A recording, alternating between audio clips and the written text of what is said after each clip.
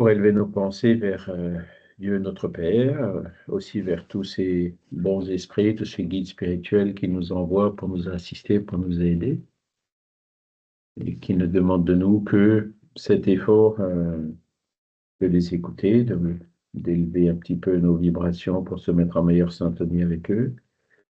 Et c'est ce que nous faisons ici, dans ce cours, ce travail d'étude pour essayer de mieux comprendre ces lois qui gouvernent particulièrement le monde spirituel et puis les relations entre le monde spirituel et le monde incarné. Nous remercions donc pour cette occasion, en espérant que cela puisse nous être utile. Aujourd'hui, en l'occurrence, comprendre quels sont les points principaux de cette philosophie, de cette belle philosophie spirit,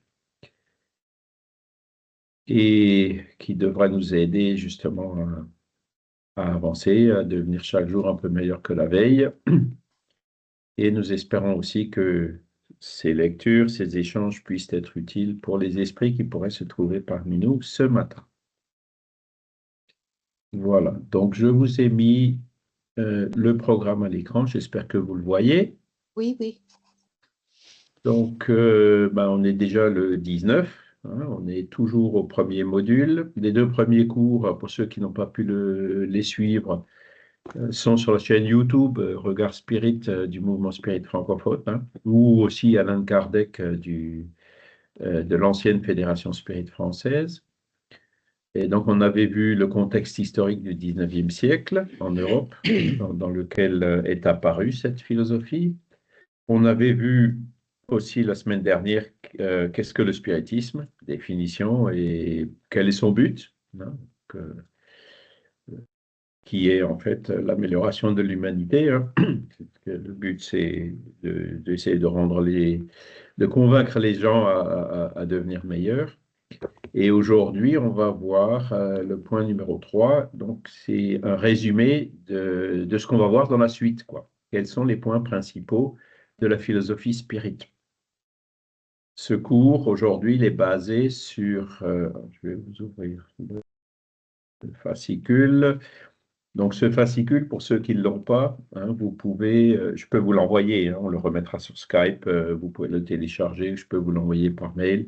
Si vous le préférez imprimer sur papier, vous pouvez vous adresser à Jean-Pierre Pipineau. Hein, on en a fait, on les a imprimés sur assokardec.fr.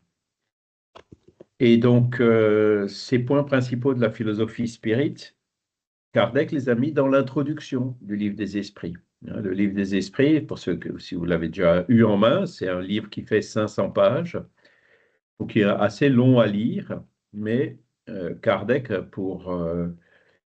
comment dire, pour être clair dès le départ, dès l'entrée, il a mis dans l'introduction, donc dans les premières pages, un résumé de ce qui est traité dans le livre, pour que, voilà, que les personnes sachent ce qu'elles vont découvrir, qu'elles puissent éventuellement être motivées pour le lire, si les points les intéressent, ou alors, si c'est des points qui ne les intéressent pas, qu'ils puissent arrêter de lire à ce stade, quoi. Ils ne sont pas obligés de lire le livre en entier.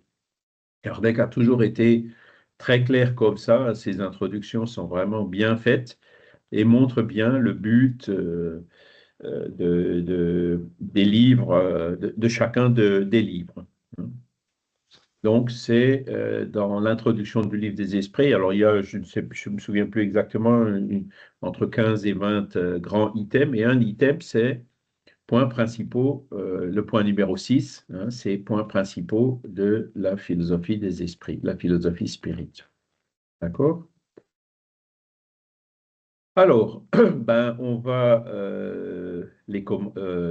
commencer. Donc, parmi ces points, il y a l'existence de Dieu, créateur de l'univers.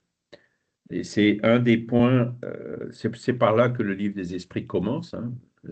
La question numéro 1 du livre des esprits, c'est qu'est-ce que Dieu? Donc, elle porte sur un point fondamental. Voilà, est-ce que l'univers a toujours existé? Est-ce qu'il a eu un début? Et si oui, quelle est la cause de tout ce qu'on voit dans l'univers, de toutes ces galaxies, ces planètes, c'est la vie sur les planètes, etc. D'où viennent toutes ces choses, hein. Et la définition spirit de Dieu, c'est pas le petit bonhomme sur son nuage, hein, c'est pas le Dieu anthropomorphe, mais c'est intelligence suprême et cause première de toute chose. Voilà, c'est une définition qui tient en deux lignes et en fait qui dit tout, hein. Donc c'est la source de tout, c'est le créateur, c'est voilà, il y a pas d'effet sans cause. Il y aura un des cours suivants parlera justement de Dieu, hein, plus spécifiquement, quelles sont les preuves de l'existence de Dieu, hein. Et c'est essentiellement basé sur la loi de causalité, qui est une loi qu'on utilise encore aujourd'hui un peu partout dans la science, hein. Il n'y a pas d'effet sans cause. Et en appliquant cette loi à l'univers, ben, on voit, alors bon, l'univers peut avoir une cause qui est le Big Bang, hein, la science en est arrivée là aujourd'hui, et encore, c'est pas sûr, hein, mais quelle est la cause du Big Bang? Qu'est-ce qu'il y avait avant, hein? Donc, comme ça, de proche en proche, on arrive à la nécessité d'une cause première, et c'est ça qu'on appelle Dieu, hein. C'est ça qu'on appelle Dieu selon la philosophie spirit, d'accord? Après, dans le cours spécifique sur Dieu, on verra aussi les attributs de la divinité, hein. Donc, à partir du moment où on admet l'hypothèse que Dieu existe, quelles en sont les conséquences? Qu'est-ce qui en découle, là? D'accord? Euh, Ensuite, il y a le monde spirit, habité par des esprits désincarnés. Donc là, vous voyez que on est incarné, là, on est ensemble, on est réunis dans le monde matériel, hein, dans notre corps physique, avec notre conscience, etc. Mais là aussi, une des constatations du spiritisme, c'est que il existe aussi un monde parallèle, quoi, qu'on appelle le monde spirituel, hein. Donc, nous, on est des esprits, on a chacun une âme qui est en ce moment temporairement incarné dans un corps physique, hein, qui va du berceau à la tombe, en gros. Et puis, ben, avant le berceau et après la tombe, notre âme était ou revient dans le monde spirituel ou le monde des esprits.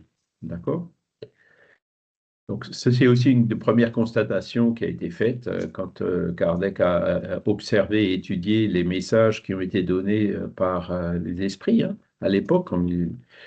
Ils ont tous dit, voilà, on fait bouger des tables, on frappe des coups dans les murs, on fait écrire des médiums avec une corbeille ou directement avec un crayon pour la psychographie. Mais nous, on était incarnés comme vous et on s'est désincarné, on est mort il y a quelque temps. Et donc maintenant, on est dans le monde des esprits. C'est eux-mêmes qui sont venus le dire, hein. Donc, ce n'était pas une hypothèse préconçue a priori par Allan Kardec.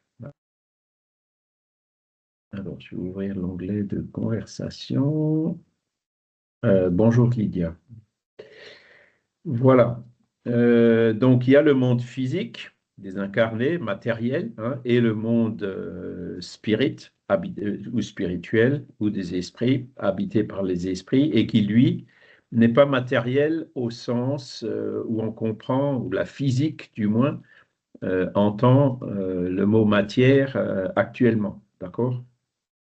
Je vous rappelle que tout ce qu'on appelle matière, ben, c'est le tableau de Mendeleïev, hein, c'est les différents atomes, c'est le tableau des particules, et c'est certaines propriétés comme le rayonnement électromagnétique, la lumière. Voilà, tout cela, c'est ce qu'on appelle la matière et qui est objet de la science. D'accord? Là, on parle de monde spirituel qui n'est pas encore étudié par la science, hein, qui est étudié par le spiritisme, mais pas par la science. Pas encore par la science, même si ça commence tout doucement dans certains domaines.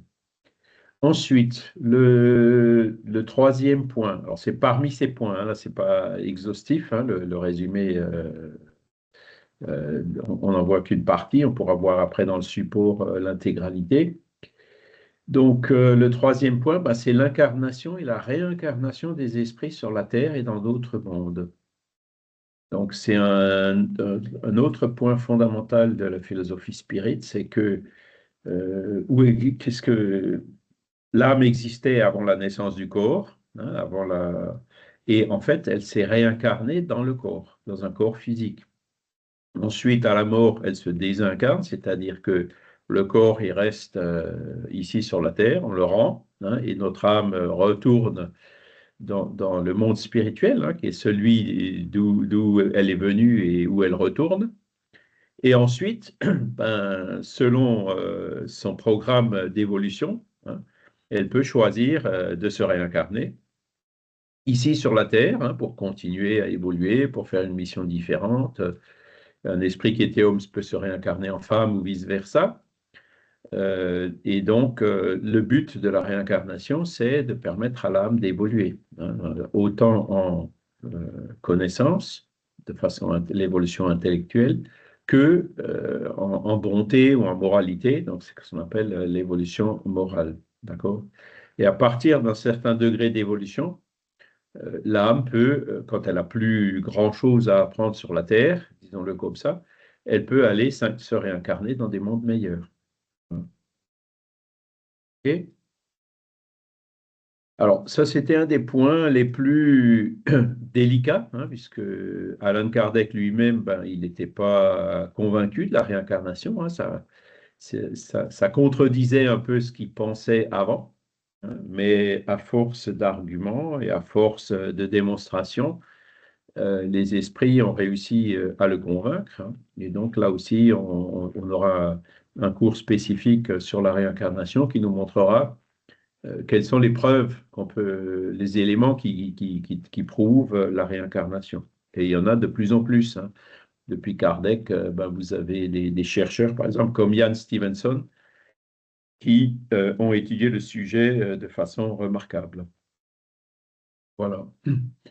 Ensuite, vous avez un autre point fondamental qui est la loi d'évolution, hein, donc l'amélioration progressive des esprits qui franchissent les divers degrés de la hiérarchie spirite jusqu'à atteindre la perfection morale, on nous dit là, hein. Perfection morale ou perfection intellectuelle aussi. L'évolution se fait sur les deux plans, se fait sur le plan de la moralité, de la bonté, se fait aussi sur le plan de l'intelligence. D'accord? Et c'est à ça que servent c'est pour ça qu'on se réincarne. On pourrait se dire pourquoi on se prend un corps lourdingue, pourquoi des vies où on est sujet à des difficultés, à des souffrances, même à des souffrances. Eh ben c'est un choix qu'on a fait quand on était esprit de se réincarner, de reprendre un corps parce que c'est le moyen le plus sûr et le plus rapide d'évoluer, d'atteindre ce progrès, d'atteindre cette amélioration progressive. D'accord? C'est le but de la réincarnation, c'est l'évolution. Et donc, toutes les âmes évoluent. D'accord? Le pire des malhonnêtes, des assassins, des tueurs, ou j'en passe, évolue. Il deviendra un jour un bon esprit. Et nous aussi, hein, on se pose des questions, on n'est pas parfait. Quand on regarde un peu, on voit tous les défauts qu'on peut encore avoir, toutes les connaissances qui nous manquent et tout. Quand est-ce qu'on va y arriver? Eh bien, la philosophie nous spirit nous dit, on va y arriver un jour, hein. On va aussi devenir de purs esprits. Alors oui, on peut dire, oui, mais ça mettra du temps. Voilà. Alors, ça, c'est une autre chose bon, qui n'est pas dans le résumé ici, mais la notion du temps dans le monde spirituel, elle est différente ici elle est différente par rapport à celle ici sur la Terre. Hein, une incarnation, une centaine d'années, c'est une seconde devant l'éternité, puisque notre esprit, il est immortel, hein. Donc, on a tout le temps devant nous et l'évolution se fait par notre travail, par nos efforts, par notre engagement à devenir meilleur. C'est comme ça que chacun évolue. Donc, il y en a qui évoluent plus vite, les autres évoluent moins vite, selon leur libre arbitre, hein, selon l'usage qu'ils en font. Mais on évolue tous. Je rappelle, même le pire des gangsters évoluera aussi, hein. C'est pour ça que ben, le regard qu'on a par rapport à ces individus, hein, et malheureusement, quand on regarde les actualités, on en voit pas mal, hein, avec euh, de la corruption, enfin, les guerres, les crimes, etc. Bon, ce sont des âmes qui sont encore à un état d'évolution qui font qu'elles font encore ce genre de choses, mais on sait qu'elles s'amélioreront et que, alors peut-être dans cette vie déjà il y aura un progrès, mais dans les vies suivantes deviendront aussi s'amélioreront et pour finir par devenir de bons esprits. Vous avez des esprits très lumineux, très évolués qui se sont déjà réincarnés sur la Terre, hein, ce sont les missionnaires, ce sont les Jésus, ce sont les Bouddhas, les Gandhi, ce sont les Kardec, on peut en citer plein, hein, Mère Teresa, j'en passe. Hein. Et ça, ce sont des esprits qui sont un peu au-dessus du lot, hein, au-dessus de la moyenne de l'évolution sur la Terre, et qui sont venus se réincarner ici pour en mission, hein, pour réaliser quelque chose ou pour nous montrer le chemin, pour nous laisser un message, etc. D'accord? Et donc, on voit que sur la Terre, on a un mélange d'esprits qui sont encore relativement primitifs, peu évolués, et d'esprits qui sont un peu plus évolués. Et c'est justement ce contact qui permet ben, aux plus évolués d'aider les moins évolués à évoluer. Hein. C'est les professeurs d'aider les élèves, par exemple. Hein. Voilà. Excusez-moi, Charles, Oui. je me permets de vous interrompre. Vous placez Jésus au même niveau que Mère Teresa, Bouddha, Gandhi. Je ne les place pas au même niveau. Je dis que ce sont des esprits qui sont plus évolués que la moyenne qu'on voit sur la Terre. D'accord? Alors D'accord. après, c'est bon, Jésus, apparemment, il était quand même un peu au-dessus du lot, mais moi, je ne me risque pas à chercher à faire une hiérarchie entre des esprits qui sont beaucoup plus élevés que moi. Je suis trop petit pour ça. Vous voyez? Ce qu'il faut les voir, c'est quelle est la mission qu'ils ont réalisée. Hein. Gandhi, bon, je ne sais pas si vous avez peut-être vu le film Gandhi, un film remarquable. Faire ce qu'il a fait, il faut le faire. Moi, j'en suis totalement incapable. Hein. Libérer l'Inde avec la non-violence, il faut le faire, quoi. Il n'y a qu'un esprit élevé qui peut arriver à réaliser une mission comme ça. Après, Mère Teresa, ben oui, c'est là aussi, alors c'est encore l'Inde, hein, de Calcutta, tout ce qu'elle a fait, ou même Sœur Emmanuelle, hein, qui était avec les chiffonniers du Caire. Là, on voit clairement que ce sont des esprits qui sont, en tout cas, moi, ils me dépassent largement, vous voyez, qui sont au-dessus du lot. Maintenant, après, est-ce que l'un était plus élevé que l'autre? Moi, je ne me risque pas à faire ce genre de classement parce que c'est en dehors Je ne peux pas classer ce qui est trop supérieur à moi. Hein.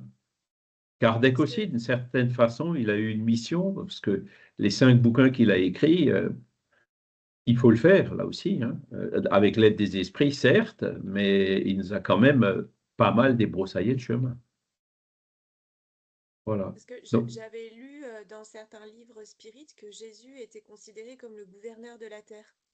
alors ça, voilà. Donc ça vient essentiellement du Brésil. Alors au Brésil, quand vous prononcez le mot Jésus, les gens, ils ont les larmes aux yeux. Hein. En France, c'est pas tout à fait la même chose. C'est-à-dire que moi, la première fois qu'on m'a parlé de Jésus dans le spiritisme, je me suis dit, mais qu'est-ce qu'il vient faire ici, celui-là? Hein. Parce que j'avais été éduqué catholique, pardon, avec la Trinité, après un peu plus tard, on voit la guerre des religions, l'Inquisition, la torture, les croisades, tous ces crimes sans nom qui ont été commis au nom de Dieu, donc de la Trinité, donc de Jésus. Mon image de Jésus, elle n'était pas, je pleurais pas quand j'entendais parler de lui. Hein. Donc J'ai la même démarche que vous. voilà, donc il a fallu me réconcilier avec lui, Pareil. c'est-à-dire de dire bon, attends, déjà la Trinité, c'est un dogme. Hein. Jésus, c'est pas Dieu. Et il est venu et voilà ce qu'il a fait, voilà ce qu'il a dit. Hein. Donc, quand je lis les lois morales de Jésus, comme on les verra un peu plus bas, là, je comprends mieux. Hein. C'est-à-dire qu'il faut, chez nous en France, il vaut mieux, plutôt que de se centrer trop sur le personnage de Jésus qui rattache à la religion, notion avec laquelle les Brésiliens, par exemple, n'ont pas de problème. Ici, c'est beaucoup plus difficile. Hein. Il ne faut pas s'attacher. il faut éviter tout ce qui relie à une religion parce que ça fait plutôt fuir les gens. J'ai vu des personnes qui m'ont dit, je suis sorti d'une religion, c'est pas pour entrer dans une autre. Si le spiritisme est une religion, le spiritisme ne m'intéresse pas. Ils étaient catégoriques, voyez. Et le Et pourtant, spiritisme, en fait, n'est pas une religion. et pourtant Donc, il vaut mieux Kardec a, parler, oui. je dis pourtant Kardec a écrit l'Évangile selon le spiritisme. Voilà. Et donc, qu'est-ce qu'il a écrit dans l'Évangile selon le spiritisme? Il suffit de relire le premier paragraphe de l'introduction de l'Évangile selon le spiritisme. Il dit, moi, de l'Évangile, je prends qu'une seule chose, hein. Il dit, il y a 5 grandes parties dans l'Évangile, mais il n'y en a qu'une seule qui m'intéresse pour ce livre, c'est les enseignements que Jésus a laissés. Donc, c'est là-dessus qu'il faut centrer notre effort. Et donc, vous voyez, par exemple, ce que vous avez en italique en bas, de l'écran, faites aux autres ce que vous voudrez que les autres fassent pour vous. Voilà, c'est l'Évangile. Voilà, c'est l'évangile, mais Mm. c'est les enseignements moraux de l'évangile. Hein, parce que l'évangile, il est aussi dit que Jésus était à tel endroit, il a fait telle chose. Il y a des choses qui ont servi à l'Église pour faire des dogmes, il y a des choses qui ne sont pas claires, qu'on a du mal à interpréter, etc.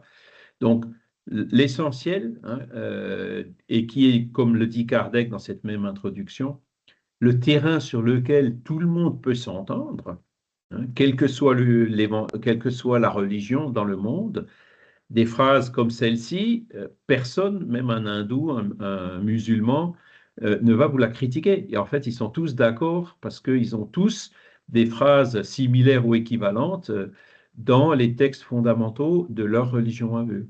Et donc, ce que Kardec est allé chercher, c'est les enseignements moraux de ces textes et pas tout ce qui est dogmatique ou tout ce qui est historique, tout ce qui peut être sujet, qui est invérifiable et qui peut être sujet à conjecture. D'accord? Donc, au lieu de parler de Jésus, il vaut mieux parler des enseignements de Jésus, notamment ceux-ci. Voilà. Et là, Oui, ça passe. je comprends, mais c'est vrai que la limite est ténue et tout le raisonnement que vous venez de décrire, j'ai eu le même et c'est vrai qu'au départ, j'avais enfin, comme par hasard, en plus, je me suis dit, voilà, on est en France, comme par hasard, c'est Jésus le plus fort, le plus, le plus. Bon, maintenant, j'ai un amour pour Jésus par rapport à l'étude des enseignements qu'il nous a laissés, qui grandit de jour en jour. Mais c'est vrai que c'est difficile de sortir de l'aspect religieux quand même, quand on parle de Jésus. Très difficile, je trouve. Voilà. C'est pour ça que au Brésil, ben, il commence par ça. Mm, Et en France, on passe plutôt par les enseignements de Jésus. Il faut d'abord réconcilier les personnes avec Jésus c'est à ça. cause de tous ces abus qui ont été commis en son nom, de tout ce que les dirigeants des religions chrétiennes traditionnelles, hein, disons-le, lui ont fait porter, hein, au nom de leur lutte pour le pouvoir, pour leur hégémonie, leur connivence avec avec les rois, etc. Hein. Voilà. Charles, je rebondis un petit peu sur la question de Magali. C'est Oui, vrai que personnellement, moi, je suis assez prudent avec toujours ces noms liés à une religion qui reviennent. On sait très bien qu'historiquement, bon, Mère Teresa, par exemple, c'est bien, mais bon, son action n'a pas été forcément très très positive. Elle a été très très fortement critiquée. mhm, Euh, et moi, j'aurais tendance. Est-ce que finalement, dans ces grands esprits, moi, j'ai plutôt tendance finalement à mettre les grands scientifiques, les grands innovateurs, les grands hommes politiques qui ont véritablement apporté une transformation durable dans le domaine de la santé, dans le domaine du social, dans ce monde, quoi. Je relisais récemment au sujet de la religion, je suis tombé sur comment dire, un ouvrage qui était psychographié par Chico Xavier et qui s'appelle Vie éternelle, je crois, ou quelque chose comme ça, où il parle effectivement de Jésus, mais il parle aussi d'un autre grand fondateur de religion qui est actuellement extrêmement problématique, qui est l'islam. En fait, où ses propos sont très très durs, en disant que, enfin, quasiment que Mahomet était une calamité, quoi, pour le monde. Et mhm. Donc, c'est vrai que c'est très particulier de voir que d'un pays à l'autre, les communications sont un petit peu différentes. Mais par contre, là où je vous rejoins totalement, moi, personnellement, ce qui m'a attiré dans le spiritisme, c'était justement de s'extraire un petit peu du dogme religieux. Et j'ai pas envie de retrouver les mêmes personnages, quoi. Ben voilà, ben voilà. En fait, Magali et Franck, vous êtes la parfaite illustration donc de cette difficulté qu'on peut avoir dans nos pays, hein, et que moi j'ai eu aussi. Je suis aussi passé par là, hein, parce que et c'est la raison pour laquelle Kardec avait dit a écrit un texte assez lumineux pour expliquer pourquoi il n'avait pas considéré le spiritisme comme une religion, alors qu'il avait subi des pressions justement pour déclarer le spiritisme comme une religion. Il a dit non, on l'a vu la semaine dernière, hein, dans la définition, le spiritisme est une science et une philosophie avec des conséquences éthiques et morales. Il n'y a pas le mot religion dans la définition du spiritisme. Et c'est fait exprès. Et donc, Franck, tu as tout à fait raison, hein. Le Socrate, Platon, Einstein, c'était tous des esprits au-dessus du lot qui sont venus nous apporter quelque chose sur la Terre, hein. Ils font partie de ces missionnaires, même les musiciens, les Mozart, les Beethoven, les Bach, hein, tous les grands personnages qui sont vraiment sortis du lot, les Jean Jaurès, hein, même dans la politique, Oui. qui ont vraiment apporté quelque chose, hein. Ce sont des esprits qui sont au-dessus, dont le niveau d'évolution est au-dessus de la moyenne de la Terre, et donc qui nous ont aidés à progresser, à découvrir des choses, la philosophie, le socialisme, mais le vrai, hein, tel que euh, donné par Jean Jaurès, qui avait d'ailleurs, comme le dit Léon Denis, des idées spiritualistes, hein.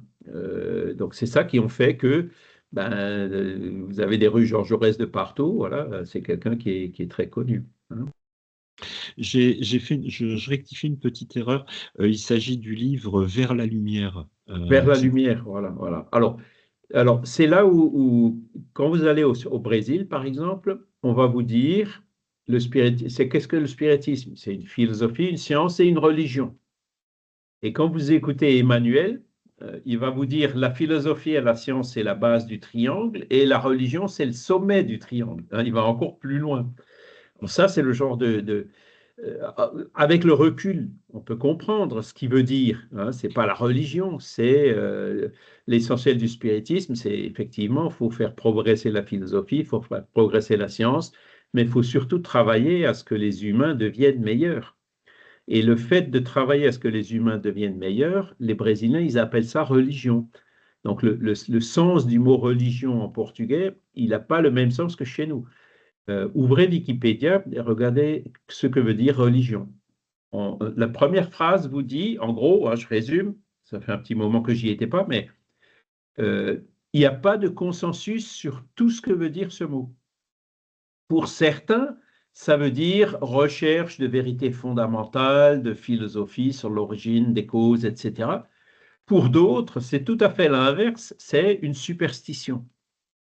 Donc, vous voyez, en fonction des personnes que vous avez devant vous, il y en a un qui va voir quelque chose de positif dans la religion, l'autre, il va comprendre que c'est une superstition.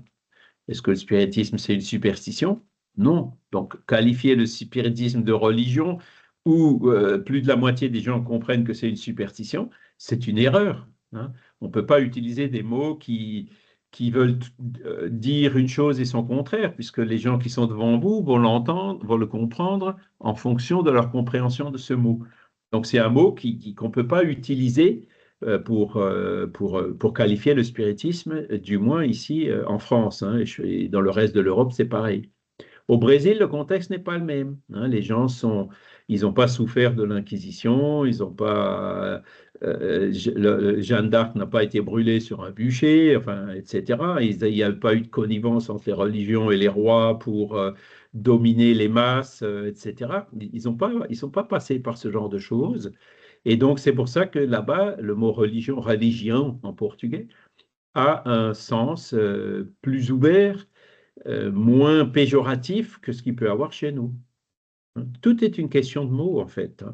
Et le spiritisme, bon, les religions ont des dogmes, il y a des rituels, alors qu'il n'y a pas de tout ça dans le spiritisme. Les religions ont une hiérarchie sacerdotale, peut-être un peu moins chez les protestants, parce qu'ils sont un peu organisés différemment, mais le spiritisme n'a pas de hiérarchie. Vous voyez, la religion a des dogmes, c'est-à-dire qu'on vous dit quelque chose, vous devez le croire parce que c'est écrit, même si vous ne le comprenez pas. Le spiritisme n'a pas ça. Il vous dit, voilà, je vous explique. Donc maintenant, vous y croyez si vous voulez ou pas. Il n'y a rien qui est imposé dans le spiritisme. Il enseigne, il n'impose rien. Donc, il y a beaucoup de caractéristiques du spiritisme qui sont à l'opposé des caractéristiques usuelles des religions. Donc, dire que le spiritisme est une religion fonctionne au Brésil, mais ça ne fonctionne pas ici. Après, le jugement d'Emmanuel sur Mahomet, il est un peu négatif, certes, mais voilà, il n'y a pas beaucoup de musulmans au Brésil. Chez nous, il y en a déjà beaucoup plus. On a des musulmans qui sont spirites. Il y en a plusieurs qui sont spirites en France, en Angleterre. Mais c'est sûr, si on approche un musulman et qu'on lui dit que Mahomet, il n'est pas bon, il a été mauvais et que Jésus, il est meilleur que Mahomet, bah, il vous écoutera pas plus longtemps, il s'en ira immédiatement. Et ce n'est pas du tout ce que dit le spiritisme.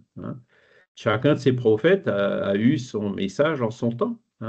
Et donc, qu'est-ce qu'il a dit, Mahomet? Est-ce que vous êtes d'accord sur faites aux autres ce que vous voudriez que les autres fassent pour vous? Là, on va lui trouver une sourate qui dit exactement la même chose. Quand on parle de réincarnation, il va dire, ah ben moi, non. Ben tiens, va voir la sourate de la vache dans le Coran, qui parle aussi clairement de la réincarnation, comme nous l'a montré d'ailleurs Fatima, qui est Medjahed, qui est donc musulmane et spirite en France. Elle est allée chercher toutes les sourates dans le Coran qui parlent de réincarnation, et il y en a plusieurs. Et donc, c'est comme ça qu'on discute, qu'on peut s'entendre avec eux, de voir les enseignements, leur culture, pour dire, tu vois, il y a tous ces points en commun. Et c'est ça l'essentiel, en fait. C'est pas la vie de Jésus, parce que, bon, on ne sait même pas quelle date il est né, il y a plein d'incertitudes, est-ce qu'il était en Égypte ou pas, est-ce qu'il a connu les Essènes ou pas, est-ce qu'il était en Inde? Bon, c'est des conjectures, personne ne pourra le vérifier après 2000 ans. Par contre, les enseignements moraux qu'il a laissés, le sermon de la montagne et tout ça, le sermon de la montagne, je me souviens avoir vu Gandhi réagir par rapport au sermon de la montagne en disant, celui qui a écrit ça est un génie, je m'incline devant lui. Que, vous voyez, l'essentiel, ce sont les enseignements. Le reste, après, il faut le laisser de côté parce que ça divise plus que de rassembler. Donc, il faut aller sur ce qui rassemble. Et en fait, ce qui rassemble, c'est l'essentiel. J'étais en l'an 2000, il y a eu un sommet mondial pour la paix à New York, au siège de l'ONU. Vous savez, la grande salle où on voit des pierres vertes avec l'autel. C'était dans cet amphithéâtre-là de l'ONU, où il y avait une rencontre de représentants de 300, je sais plus si c'était 300 ou 400 mouvements spiritualistes et religieux dans le monde. Et à la fin de ce sommet a été signé un document où il y avait une quinzaine de points d'engagement: respecter la nature, éduquer les enfants, arrêter toute forme de violence, arrêter la guerre. Tout le monde a signé.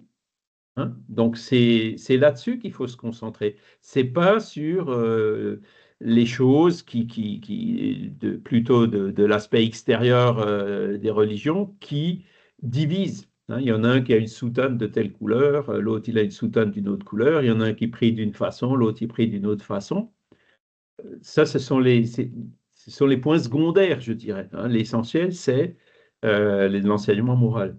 Et dans l'Évangile selon le spiritisme, donc Magali, je partage votre opinion, j'ai lu le livre des esprits après l'Évangile. Mais l'Évangile, la première fois que je l'ai lu, il ne m'a pas plu. J'ai dit non, c'est trop religieux, ça ne me va pas. Aujourd'hui, oui, aujourd'hui, c'est là où je trouve le plus d'enseignements, mais à la première lecture, je n'étais pas prêt encore à l'accepter. Il a fallu cette démarche pour comprendre toutes ces choses et pour voir à quel point ce que Jésus a dit à l'époque, c'était il y a des choses qui sont absolument géniales, quoi, hein, et que beaucoup n'ont pas encore compris dans l'humanité aujourd'hui. Et c'est ça, justement, ce sont ces points de l'enseignement que le spiritisme vient rappeler et que Kardec a compilé dans l'Évangile selon le spiritisme. Et ce qu'il faudrait, en fait, c'est un travail qui... Alors, il y en a qui ont essayé, hein, un peu après Kardec, il y en a qui ont des auteurs qui ont écrit des livres, il faudrait que je m'y replonge d'ailleurs. Mais ce qu'il faudrait, c'est en face de chaque chapitre de l'Évangile, au lieu de mettre que des citations tirées de l'Évangile, c'est mettre aussi des choses tirées du Coran, tirées des Védas, tirées de l'hindouisme, du Confucius, du taoïsme, parce qu'on en trouvera. Et à partir de là, tout le monde va s'y retrouver. Et Et oui, pardon de vous couper, mais du coup, vous, dans la sélection des livres dont vous allez vous nourrir pour vous instruire, peut-être que vous laisserez de côté les livres brésiliens, notamment de Divaldo, qui parlent de Jésus et qui vont au-delà de son enseignement, mais aussi qui expliquent un peu sa vie. Ou vous les prenez quand même et vous faites le tri parce qu'il y a toujours du bon dans ces ouvrages malgré tout. c'est la deuxième hypothèse. Voilà. On est d'accord, hein? On connaît le Bon. contexte, on sait que les Brésiliens sont très Jésus, donc eux, y compris les médiums comme Divaldo ou Chico, et les esprits comme Emmanuel ou Johanna de Angelis qui sont venus se communiquer par eux. Donc, à partir du moment où on comprend le contexte, on leur pardonne cette coloration religieuse qu'on sait qu'elle aura du mal à passer chez nous, et on la comprend. Et à partir de là, c'est vrai que il y a des enseignements qui sont excellents dans tous ces Oui, livres. oui. Ouais. Bon, ça va, ça me rassure quand même. Ouais, non, mais c'est ça, il faut un peu faire la part des choses, quoi. Et pour moi, c'est d'autant plus facile que j'ai vécu 8 ans là-bas.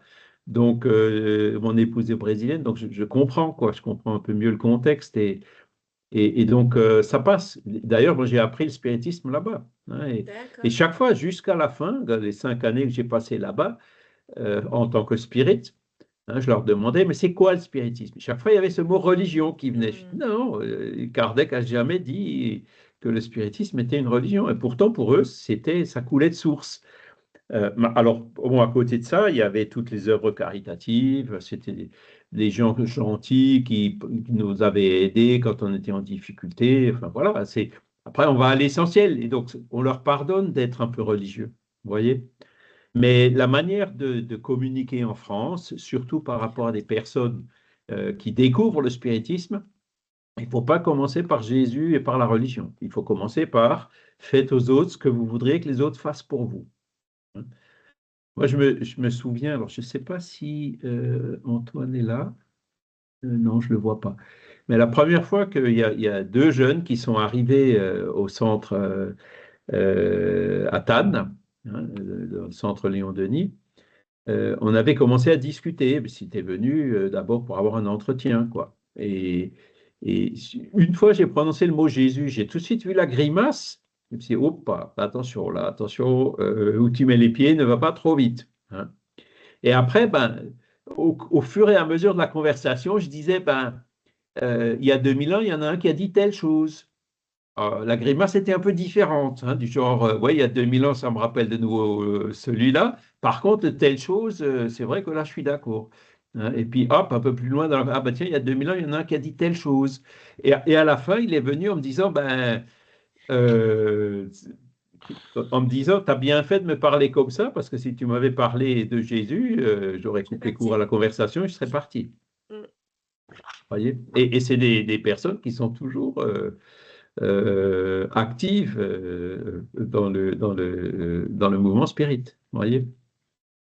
Donc, il faut avoir ça à l'esprit, hein. Et Kardec était clair, d'accord? C'est les Brésiliens qui ont religiosifié le spiritisme, hein. Donc, ça a très bien marché chez eux, et c'est tant mieux. C'est grâce à ça qu'on a 20 millions de sympathisants spirites au Brésil, hein, et qui a eu tous ces livres et toutes ces choses. Mais ce qui a fonctionné là-bas, le copier-coller chez nous ne fonctionne pas. Merci pour cet Mais de rien, éclairage. de rien. Donc, par contre, bon, l'amélioration progressive des esprits, le fait que chaque jour on doit devenir un peu meilleur que la veille, que le spirit se reconnaît aux efforts qu'il fait pour dompter ses mauvaises inclinaisons, ça reste, là, on y tient. Hein, les personnes qui disent non, non, moi je veux surfer là-dessus, c'est pas à cause de ça que je vais chercher à m'améliorer, on va interpeller un peu plus pour dire non, attends, le but de la vie, c'est d'évoluer, et donc il faut travailler pour évoluer. Hein, et c'est un des principes fondamentaux du spiritisme indépendant de la religion. Hein, euh, œuvrer pour un monde meilleur, là aussi, même les athées, les arts religieux sont tous d'accord. L'amélioration des esprits, donc ça on l'a vu, voilà. La relation constante entre les esprits désincarnés et les hommes, qui sont des esprits incarnés. Relation constante. Alors, c'est vous pourrez me dire, non, non, mais il n'y a que il y a que les médiums, et encore même les médiums, ils ne sont pas constamment en rapport avec les esprits. Hein. C'est vrai, c'est vrai.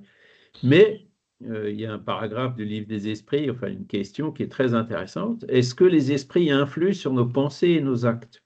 Et la réponse, elle est très claire en disant beaucoup plus que vous ne le croyez, hein, au point que souvent c'est eux qui vous dirigent. D'accord? Parce qu'il y a tout ce qui est intuition, inspiration, tout ce qui est voix de la conscience, tout ce qui est ressenti, qui, qui sont des formes douces de médiumnité. C'est en ça qu'on dit qu'on est tous médiums. En fait, les esprits sont constamment parmi nous.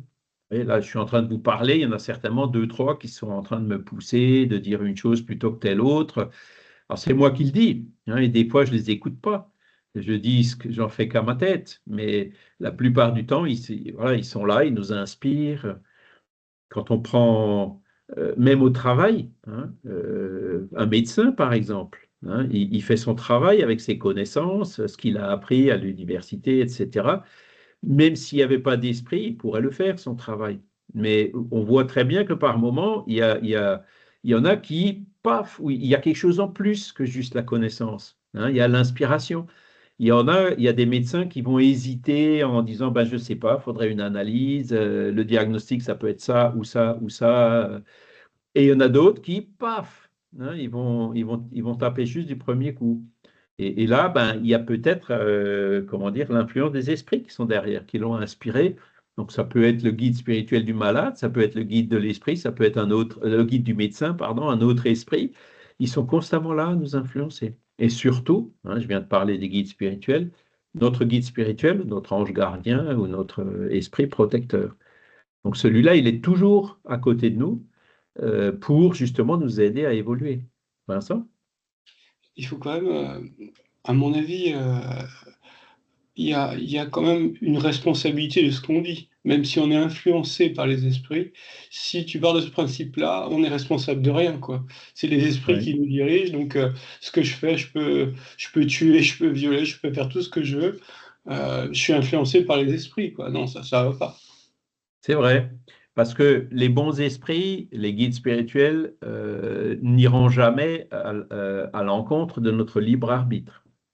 Ils vont nous faire sentir quand on se trompe, mais ils vont pas nous bloquer. Hein. Ils nous laissent toujours notre libre arbitre. Après, dans les exemples que tu as donnés, c'est un exemple à l'autre extrême.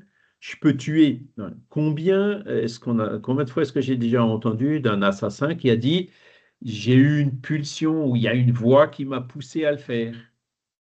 Quelle est la part de vérité dans ces choses? Alors, il y en a qui peuvent inventer ça pour donner des excuses, justement, pour réduire un peu leur responsabilité et avoir des condamnations moins lourdes. Hein, ça peut être fait par calcul. Mais est-ce que pour autant, il n'y a pas une réalité aussi derrière ça? On peut être influencé par les esprits dans le bien comme dans le mal. Hein. Notre guide spirituel nous influencera toujours vers le bien, mais à côté de ça, il y a plein d'esprits moins bien intentionnés qui vont chercher à nous influencer vers le mal. Et notre responsabilité à nous, c'est lequel on écoute. Est-ce qu'on écoute celui qui nous pousse? Est-ce qu'on écoute comme dans Tintin et Milou, Tintin au Tibet, je ne sais pas si vous l'avez lu, avec le petit chien que Tintin envoie pour appeler du secours dans le monastère un peu plus bas parce qu'ils étaient en perdition dans les neiges, et le chien qui trouve un os sur le chemin. Et il y a un petit chien bleu, Milou, ta mission, oublie pas ton maître et tout, et puis le chien rouge qui lui dit, un os comme ça, tu n'en trouveras pas tous les jours, hein. Ben, bon, alors évidemment, c'est un chien, c'est différent, mais ça illustre bien ce qui nous arrive tous les jours. Et notre responsabilité, ben, c'est d'écouter le bleu ou le rouge. Vous voyez? Et c'est là où on garde toujours notre libre arbitre. Cela dit, donc, quand un esprit pousse quelqu'un à commettre un crime, c'est vrai que si c'était des notions reconnues par la justice, on pourrait lui reconnaître des circonstances atténuantes. Vous voyez? Pas le dégager complètement de la responsabilité, non, parce que c'est quand même lui qui l'a fait, mais lui trouver des circonstances atténuantes, c'est comme quand il y a un crime où il y a quelqu'un qui commande le crime et quelqu'un qui l'exécute. Hein, celui qui commande le crime, il est tout aussi responsable, sinon encore plus, que celui qui l'exécute. Et celui qui l'exécute, il garde aussi une part de responsabilité. En fait, c'est ça. Hein, ça? Et pour en revenir au prisonnier, celui qui a commis l'irréparable, c'est-à-dire qui a commis un meurtre, dans les sociétés les plus développées spirituellement, cet homme ne va pas être enfermé, il va être protégé par la société, il va être entouré d'amour, parce que s'il a commis ce crime, ce n'est pas de façon spontanée, il a été mis dans un contexte qui a fait qu'il a été amené à tuer. Et la responsabilité du groupe qui est autour de cette personne souffrante, c'est de la protéger et de l'aimer, et pas de l'enfermer et l'exclure. C'est pour ça qu'on est dans des sociétés sous-développées spirituellement. Tu as raison. Et j'en reviens à ce que j'ai dit tout au début, hein. Ce criminel, c'est aussi un esprit qui évolue et qui va devenir meilleur, qui un jour sera un pur esprit. Donc, la prison, ça devrait être justement de l'éduquer, de l'aider à s'améliorer. S'il arrive à s'améliorer, il arrêtera de commettre des crimes. D'accord? L'isolement ou la prison ne devrait servir que dans la période où il est encore enclin à récidiver le crime pour l'en empêcher, pour empêcher qu'il se mette dans une situation encore plus grave, hein. Mais c'est tout, hein. Le fait d'emprisonner pour emprisonner, on le voit clairement de nos jours, hein. Il y a beaucoup de personnes qui deviennent délinquants en prison, qui deviennent trafiquants de drogue en prison. C'est vrai qu'on a beaucoup de progrès à faire par rapport à ça. Et j'avais vu un reportage un jour, il me semble que c'était sur la Hollande, hein, où le taux de prisonniers est beaucoup plus bas que ce qu'on peut avoir en France et qui ont même des prisons vides, ils les louent à des pays dont les prisons sont trop petites. Vous voyez? Donc, ils ont bien trouvé un moyen de faire autrement. Et alors, même s'il y a toujours des accidents, hein, une personne qu'on a décidé de ne pas emprisonner ou qu'on a décidé de libérer un peu trop tôt, qui recommet un crime, alors certainement aussi parce qu'il n'y a pas eu l'aide qui est nécessaire, hein, comme tu le disais, Vincent, et qui a été faite. Bon, il y a toujours des loupés, mais globalement, le taux de criminalité aux Pays-Bas n'est pas plus élevé qu'en France, même s'ils ont un taux de prisonniers beaucoup plus faible. Et c'est là où on voit que prison pour la prison, c'est pas forcément le meilleur remède, hein. Le meilleur remède, c'est de les éduquer, de leur faire comprendre, de les aider à évoluer pour qu'ils arrêtent de commettre des crimes. Même si c'est pas facile, hein, même si on n'arrivera pas à faire ça avec tous les criminels, du moins dans cette vie. Il leur faudra peut-être plusieurs vies pour le comprendre. Mais on peut au moins commencer. Hein, ça. À un moment donné, au début de ce que tu disais, il ne faut pas faire aux autres ce qu'on ne voudrait pas qu'on nous fasse à nous-mêmes. Oui, c'est ce Mais il qui y a est beaucoup écrit en de bas, gens, là. malheureusement, qui sont très malveillants par rapport à eux-mêmes. Ils s'en rendent compte le jour où ils se retrouvent dans une situation d'isolement, de solitude.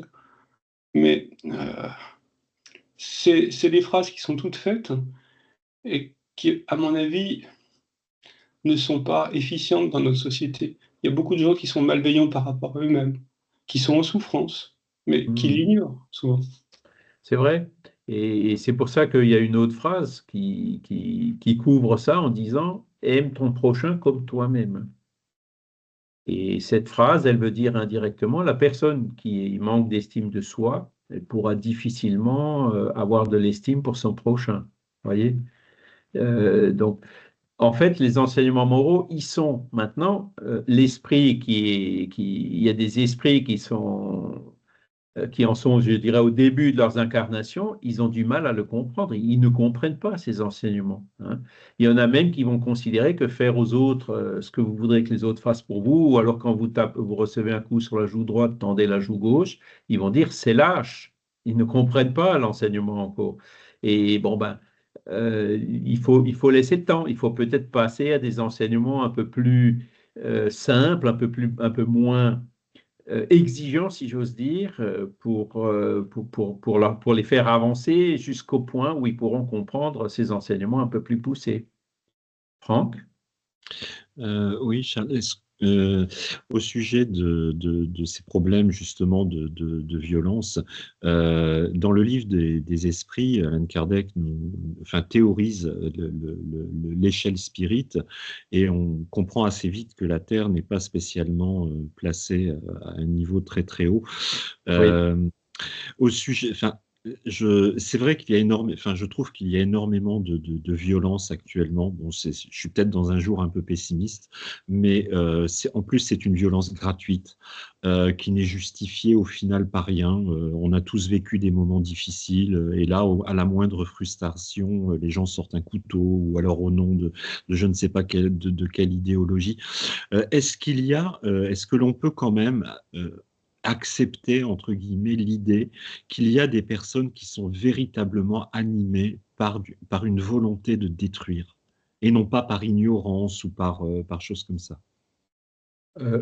Oui, et puis pour en refaire le lien avec ce qu'on vient de dire, ces personnes il existe des esprits qui en sont encore au début de leur évolution, donc qui sont plutôt enclins au mal, et qui sont en plus, qui attirent des esprits qui vont les pousser à assouvir ce qu'ils ont déjà en eux. Tu vois ce que je veux dire? C'est là où se fait l'influence des esprits sur les humains. C'est soit on est dans un cercle vicieux ou dans un cercle bénéfique, hein. Quand on pense au mal, on attire des esprits qui pensent au mal, qui vont nous pousser à faire le mal, hein. C'est une rétroalimentation. Et au contraire, quand on pense au bien, qu'on commence à faire du bien, il y a des esprits qui nous soutiennent, des bons esprits qui nous poussent à faire ce bien, qui vont nous aider à faire le bien. Donc il y a aussi une rétroalimentation dans l'autre sens. Et cette influence constante entre les esprits et nous, hein, euh, on l'illustre parfaitement par ce genre de constatation, ce genre de raisonnement. Maintenant, si tu veux te remonter un peu le moral, Franck, lis, si tu l'as, la Genèse, ou si tu l'as pas, tu peux la télécharger Oui, sur, oui. l'encyclopédie Spirit ou ailleurs. Le dernier chapitre, les temps sont arrivés. Mhm. Et là, Kardec explique un peu ce qu'explique aussi Emmanuel, hein, dans Vers la lumière, en disant que la Terre, c'était un monde primitif. On sait ce que c'est un monde primitif aujourd'hui. Il suffit d'aller dans la préhistoire, hein, l'homme des cavernes, etc. Bon, l'homme est sorti des cavernes, voilà, mais il y a encore le mal qui domine sur la Terre, donc on est à l'étape, on n'est plus un monde primitif, mais on est juste après, quoi, hein. Mhm. Et Kardec, il parle dans ce chapitre-là, on va vers un monde de régénération. Et il explique que dans cette transition, il y a forcément des périodes de crise où il y a certaines choses qui vont à l'extrême. Et c'est justement ce qu'on est en train d'observer aujourd'hui, hein. Et c'est ça qui nous donne parfois l'impression que non, on ne progresse pas, on est plutôt en train de régresser. Mais ce qu'il dit aussi, il dit que les esprits qui sont le plus en retard, ils vont retourner dans les cavernes, dans une planète qui en est encore, tout comme sont venus, et ça c'est Emmanuel qui l'explique bien, hein, la race adamique, hein, ces esprits qui ont perdu leur paradis dans une planète de la constellation de Capella, si on en croit Emmanuel, comme toujours, et qui sont venus sur la Terre apporter l'enseignement, la science, la philosophie, donc les Égyptiens, les Atlantes, les Grecs, les Hindous, etc., hein. Ils sont venus nous aider à sortir des cavernes ici sur la Terre, hein. Et c'est ce qu'il dit. Donc, il y a des esprits, les esprits indigos qui sont en train de venir vers la Terre, hein, des esprits plus élevés, et puis les esprits qui sont plus en retard qui sont plutôt en train de partir pour aller ailleurs. Et donc, Ces moments se caractérisent par des crises et donc on est en plein dedans. Combien de temps va durer? Les plus optimistes disent encore 10 ou 20 ans et on y sera. Et après, les plus réalistes, moi je suis plutôt du genre en disant, bon, bah, peut-être encore 100 ou 200 ans et on y sera. Voilà. Merci pour votre réponse parce que c'est vrai que c'est une question moi bon c'est pas que ça m'obsède mais ça revient souvent et j'ai eu la surprise en fait en lisant c'est dans le 3e tome de la trilogie de Camille Flammarion où il s'interrogeait aussi là-dessus. Pour Ah lui, oui. c'était voilà, c'est quoi le sens de ces gens qui vivent, il a même une expression assez particulière finalement où il parle pas de vie inutile, mais au final d'une vie qui est essentiellement tournée vers la destruction, et il comprenait pas le sens de tout ça, quoi. Hmm. Ben, Franck, on est aussi passé par là. Et Oui, oui. heureusement, on en est sorti. Hein. Ah oui, ah oui. Voilà. Mais c'est pour ça qu'on comprend qu'il y en a d'autres qui en sont encore là, mais qui Mhm. vont en sortir. Hein, c'est ça la vision qu'il faut avoir. Alors c'est vrai qu'aujourd'hui, avec les médias et les réseaux sociaux et tout, on est en plein dans le débat là. Hein. Il y en a qui disent il faut laisser toute la liberté. Les autres, ils disent non, non, il faut contrôler, il faut canaliser. Et parmi les humains, vous en avez, allez, je dirais, une bonne moitié qui euh, n'ont peut-être pas suffisamment de discernement pour pas se laisser influencer. Et on l'a vu, hein, on l'a vu par exemple dans des élections en Roumanie là, il n'y a pas longtemps. Hein, et j'ai vu encore hier à la télé hein, des Allemands qui s'interrogent, oui, Elon Musk qui soutient l'AfD.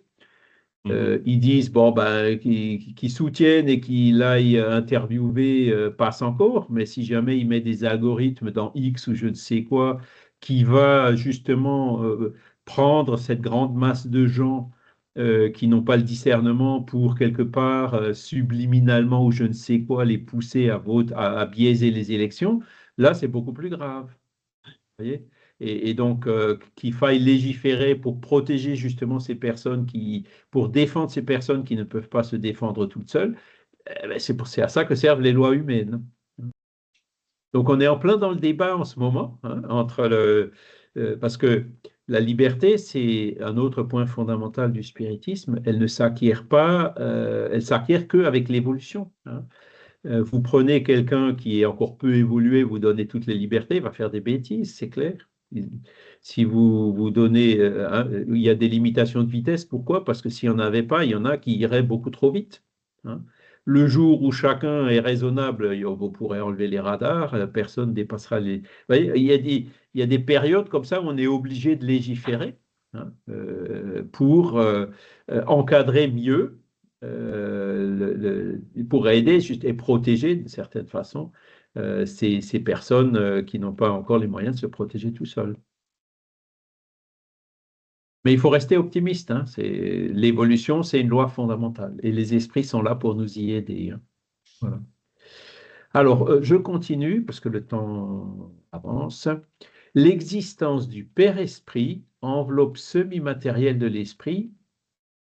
Donc, ça, c'est un autre point fondamental. Comment est-ce que l'âme qui est immatérielle peut agir sur un corps qui est matériel?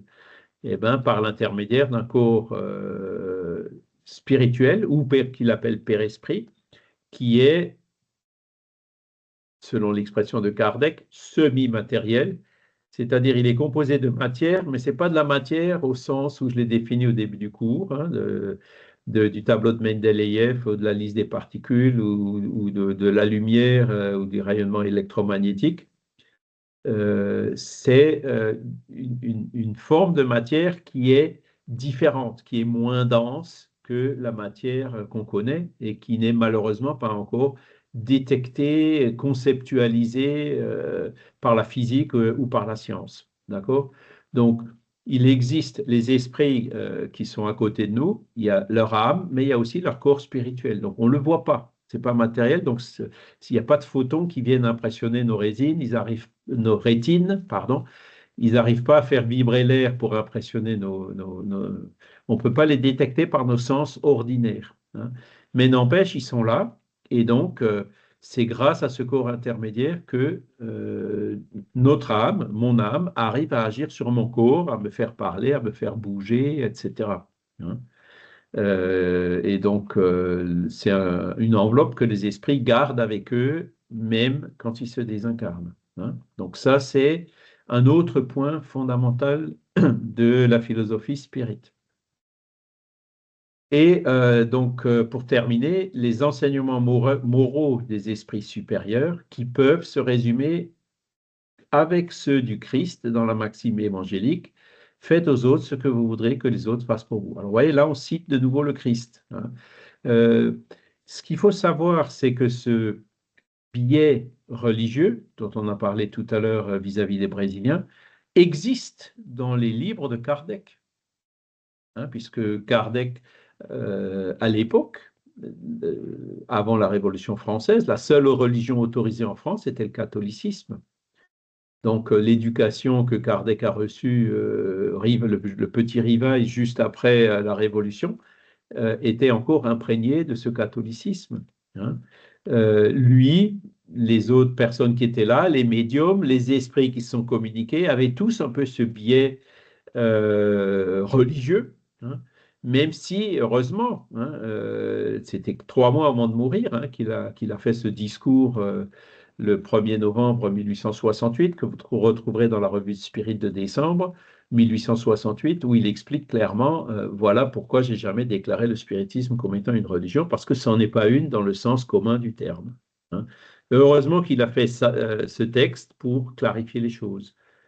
Et donc, dans les prochaines éditions du Livre des Esprits, on va rajouter au niveau du LMSF une petite page au début pour expliquer que des mots comme punition, hein, vous voyez des expressions comme Dieu punit, Dieu châtie, qui sont fausses quand on les prend dans l'absolu, puisque Dieu pardonne, même Dieu pardonne, c'est une expression qui est fausse.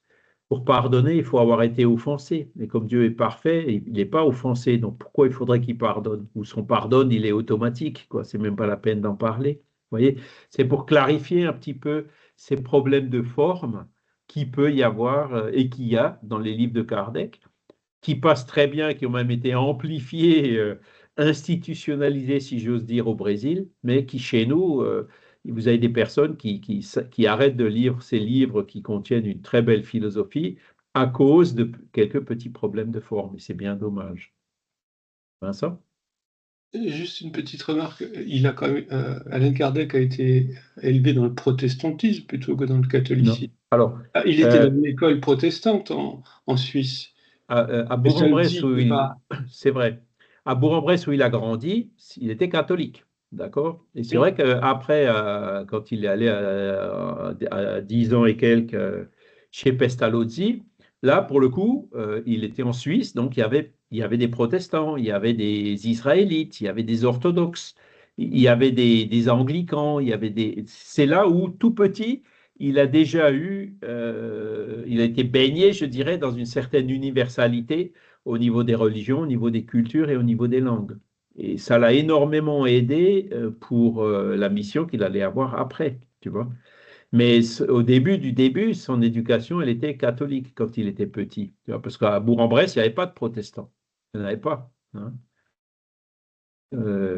Comme d'ailleurs ailleurs en France. Et c'est pas par hasard qu'il est allé justement chez Pestalozzi, parce qu'il lui fallait cette ouverture pour qu'il puisse écrire ses livres, de façon le plus ouverte possible. Mais n'empêche, il y a quand même un petit biais religieux qui y est resté. D'accord. Alors Christ, il passe chez les catholiques et chez les protestants aussi. Hein. Mais après, bon. C'est sa famille qui l'a envoyé chez Pestalozzi, parce qu'il ne voulait pas être chez les jésuites, il ne voulait pas le mettre chez les jésuites. Alors ça, je ne sais pas, mais sa famille l'a emmené chez Pestalozzi parce que c'était un des instituts les plus renommés de l'époque. Hein. Pestalozzi, il est parti de la base établie par Rousseau et puis il l'a développé.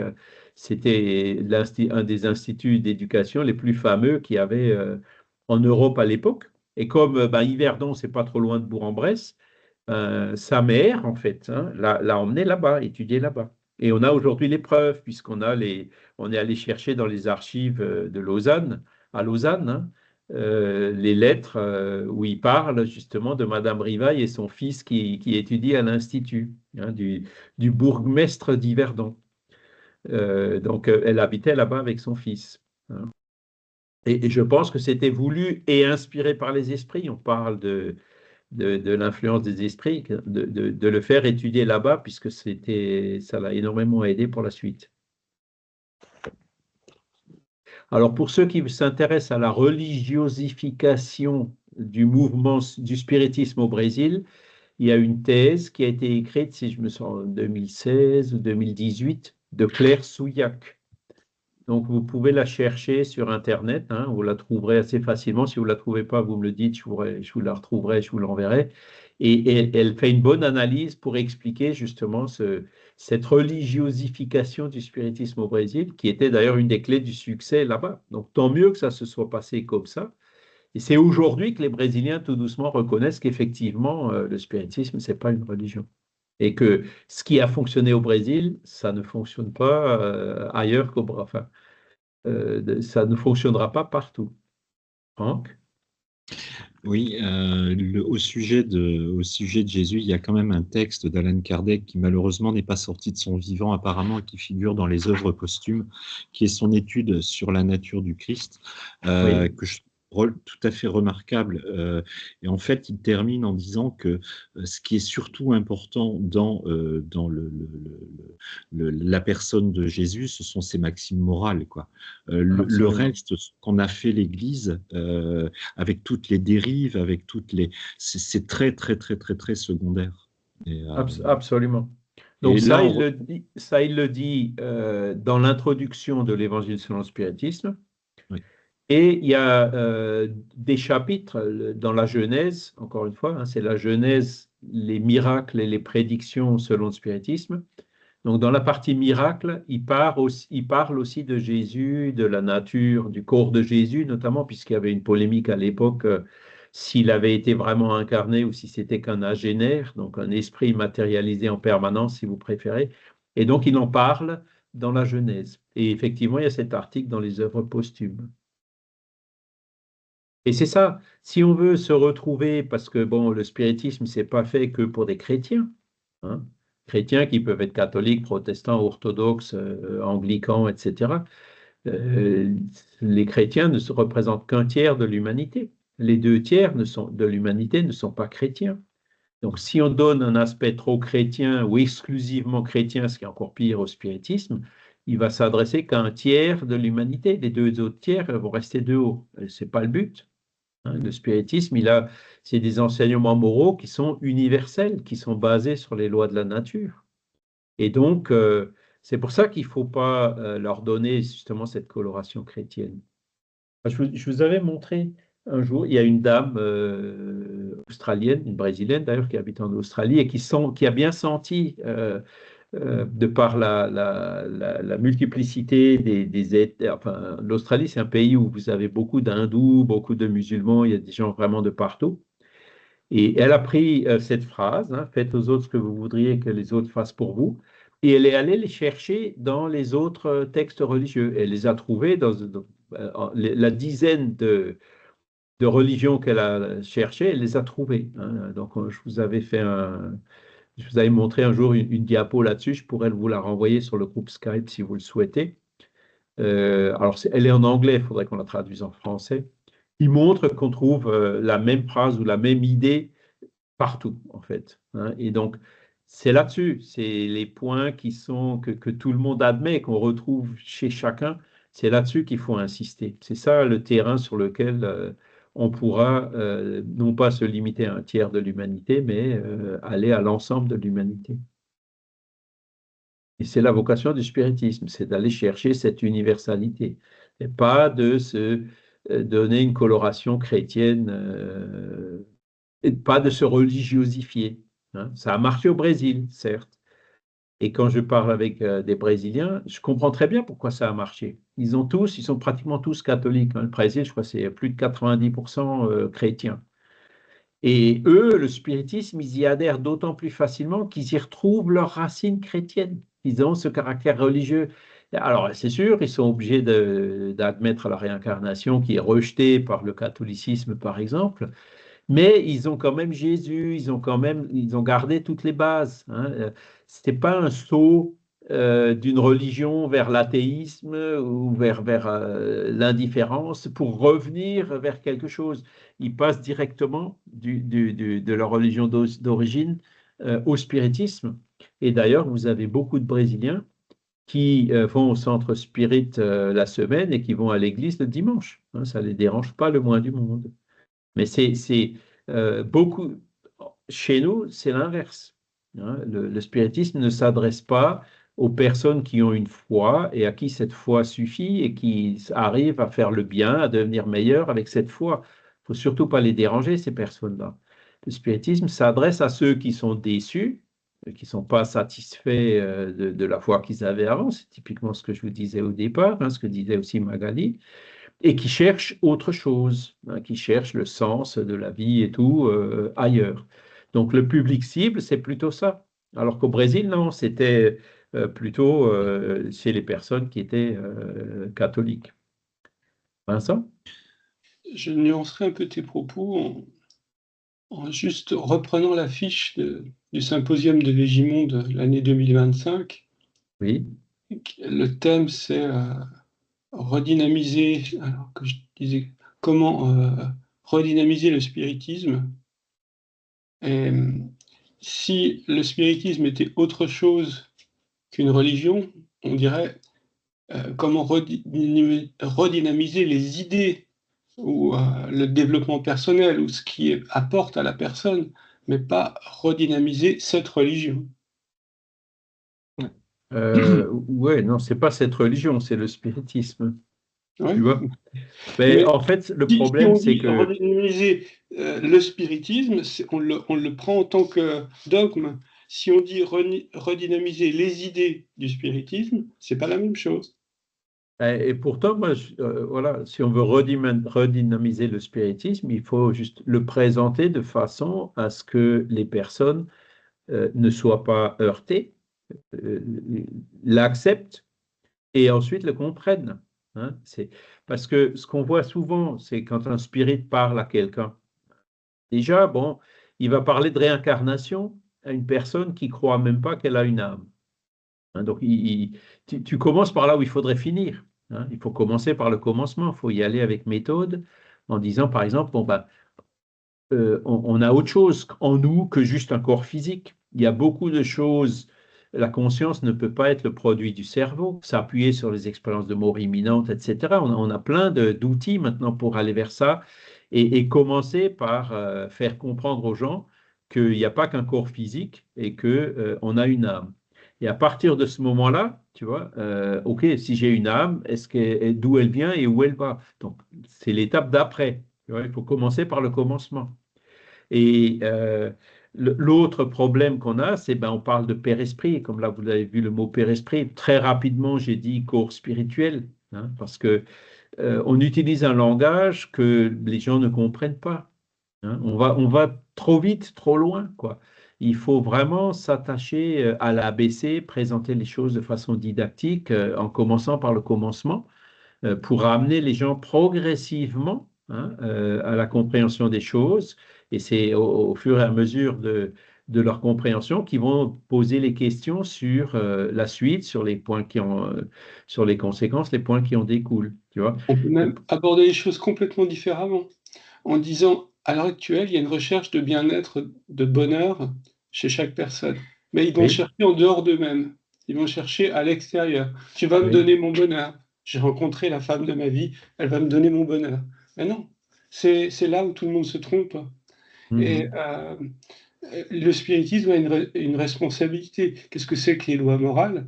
C'est aussi la capacité qu'on a chacun en nous de trouver le bonheur, l'amour en soi pour pouvoir le partager à l'extérieur. Et c'est notre responsabilité en tant que spirit d'aborder les choses de cette manière-là.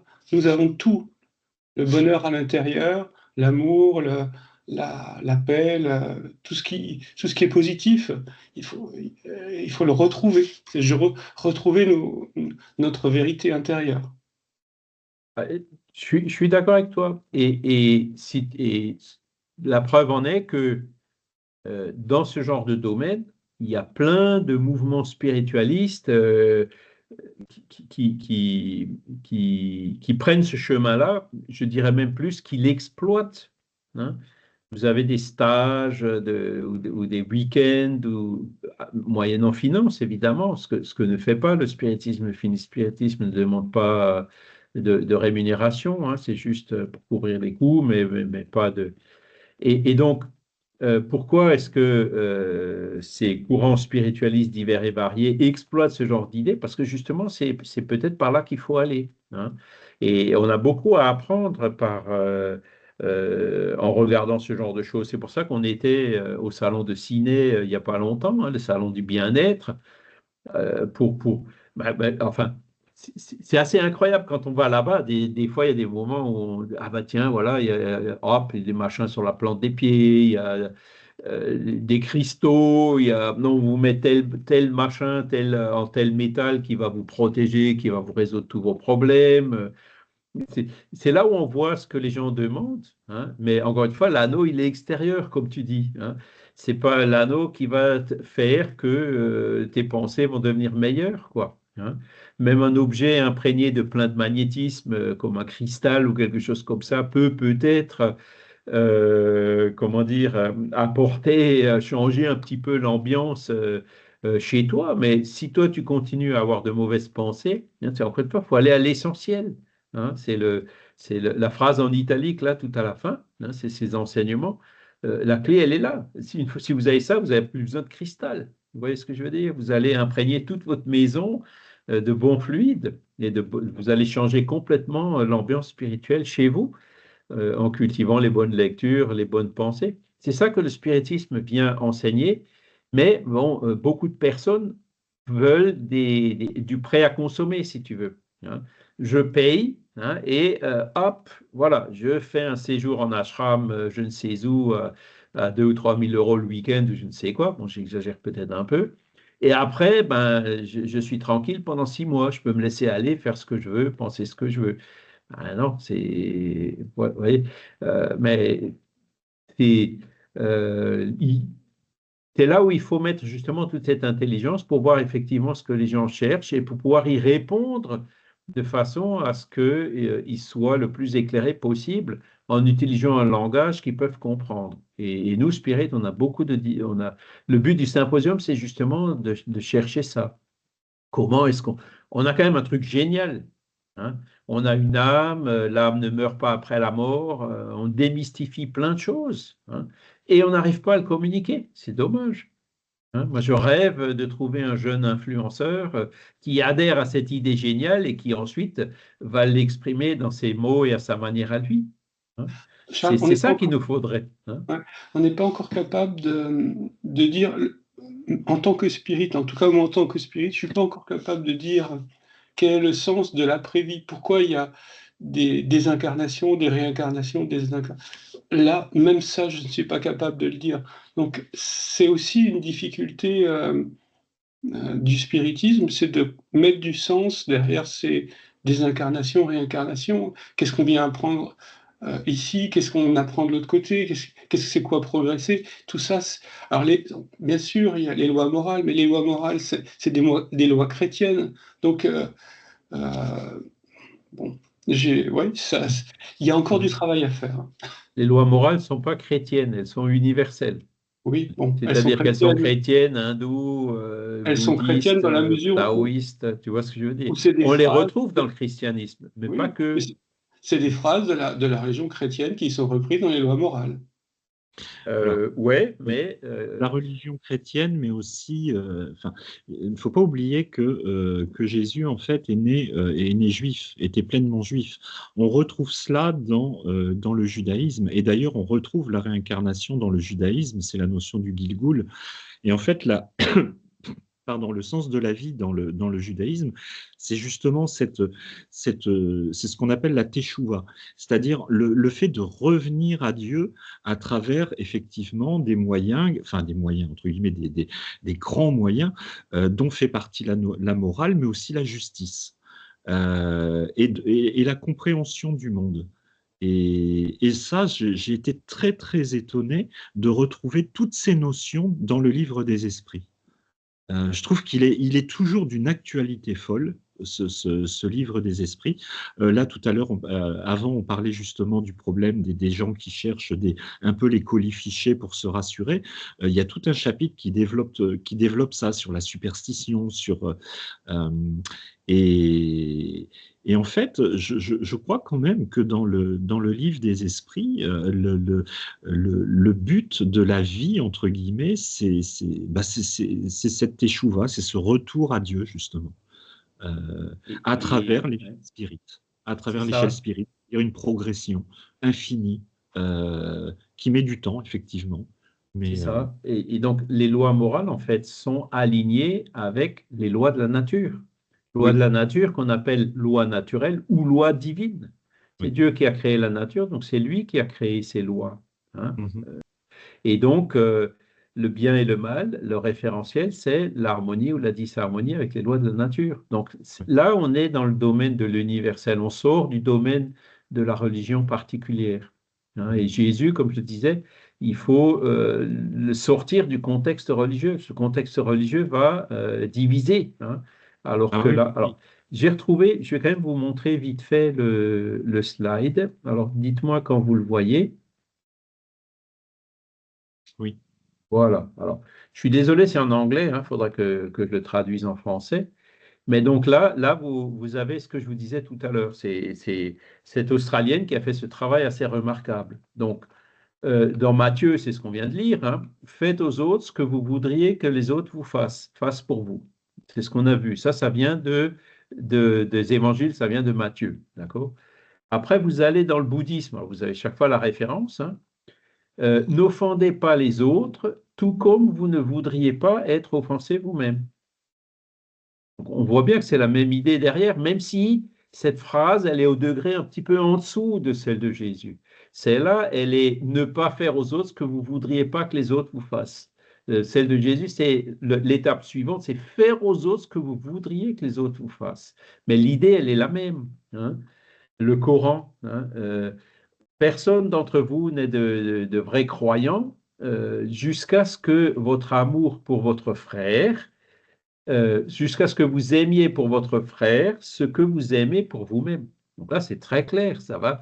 C'est pratiquement le même sens que celui de Matthieu. On est bien d'accord. Et ça, donc, c'est. Alors, j'ai pas la sourate là, mais c'est une phrase qui vient du Coran, hein. Dans le judaïsme, hein, ce qui est détestable pour vous, ne le faites pas à votre voisin. Donc, c'est nous voilà la même idée, mais avec le degré un peu en dessous. Confucius, hein, ne faites pas aux autres ce que vous ne voudriez pas que les autres vous fassent. Et le taoïsme, regardez comme gain pour votre voisin ce qui pourrait être votre propre gain et les pertes de votre voisin, ce qui pourrait être vos propres pertes. On a encore la même idée, hein. Et dans le jaïnisme, on doit traiter toutes les créatures de la terre comme nous voudrions être traités nous-mêmes. Donc, c'est ça le grand message. C'est, OK, la phrase, elle vient du christianisme, elle vient de Matthieu, certes, mais elle est universelle puisque vous la retrouvez partout. Et ça, en fait, ce travail-là, il faudrait le faire pour l'évangile selon le spiritisme, hein, pour aller chercher en face de chaque idée, en face de chaque enseignement du christianisme, les enseignements équivalents qu'on trouve dans la plupart des autres religions, hein. Voilà. Alors, c'est Christiane qui partage l'écran, c'est ça? On ne vous entend pas, Christiane, il y a le micro, il est coupé.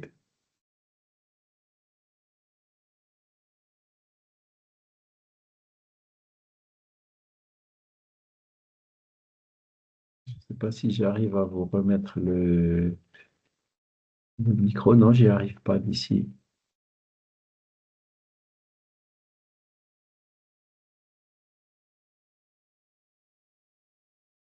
Voilà. Enfin bon, c'est le message que je veux vous passer. Alors c'est vrai, Vincent a raison, hein, cette phrase vient des évangiles.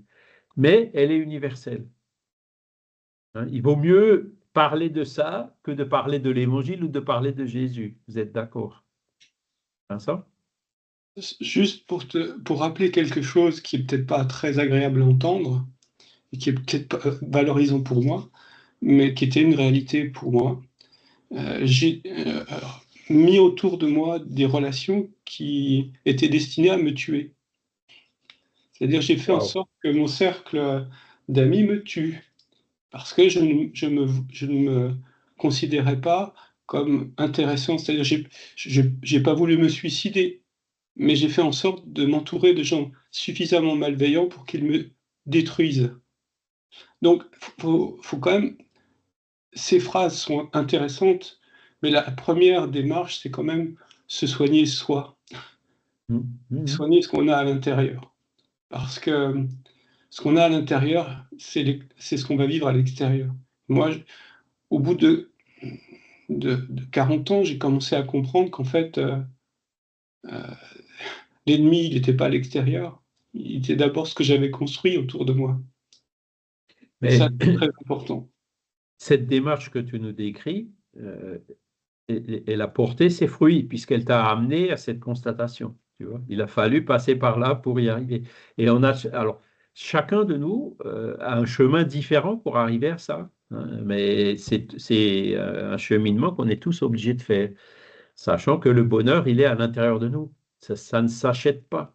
Hein, c'est pas quelque chose qu'on va trouver chez quelqu'un d'autre. Ça ne se délègue pas.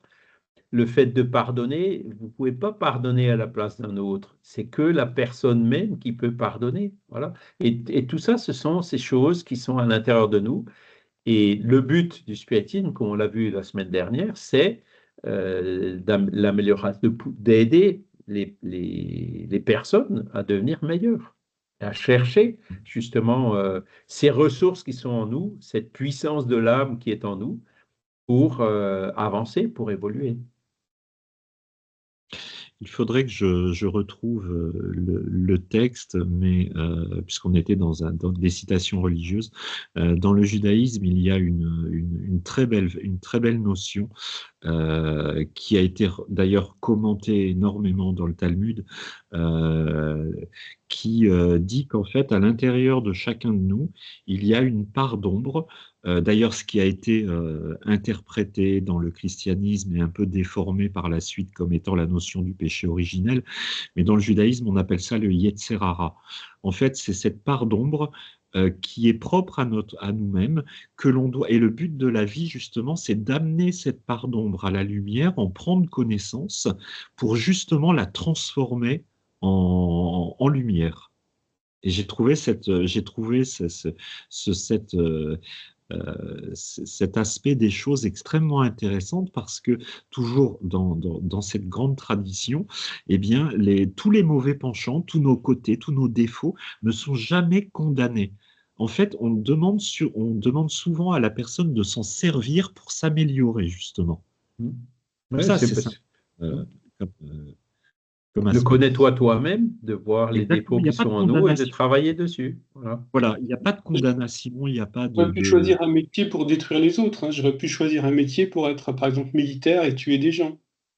Et ça t'aurait peut-être fait avancer moins que le choix que tu as fait là, hein, et que tu as certainement fait Je l'ai fait dans en d'autres vies. conscience Non. avant de te réincarner, tu vois.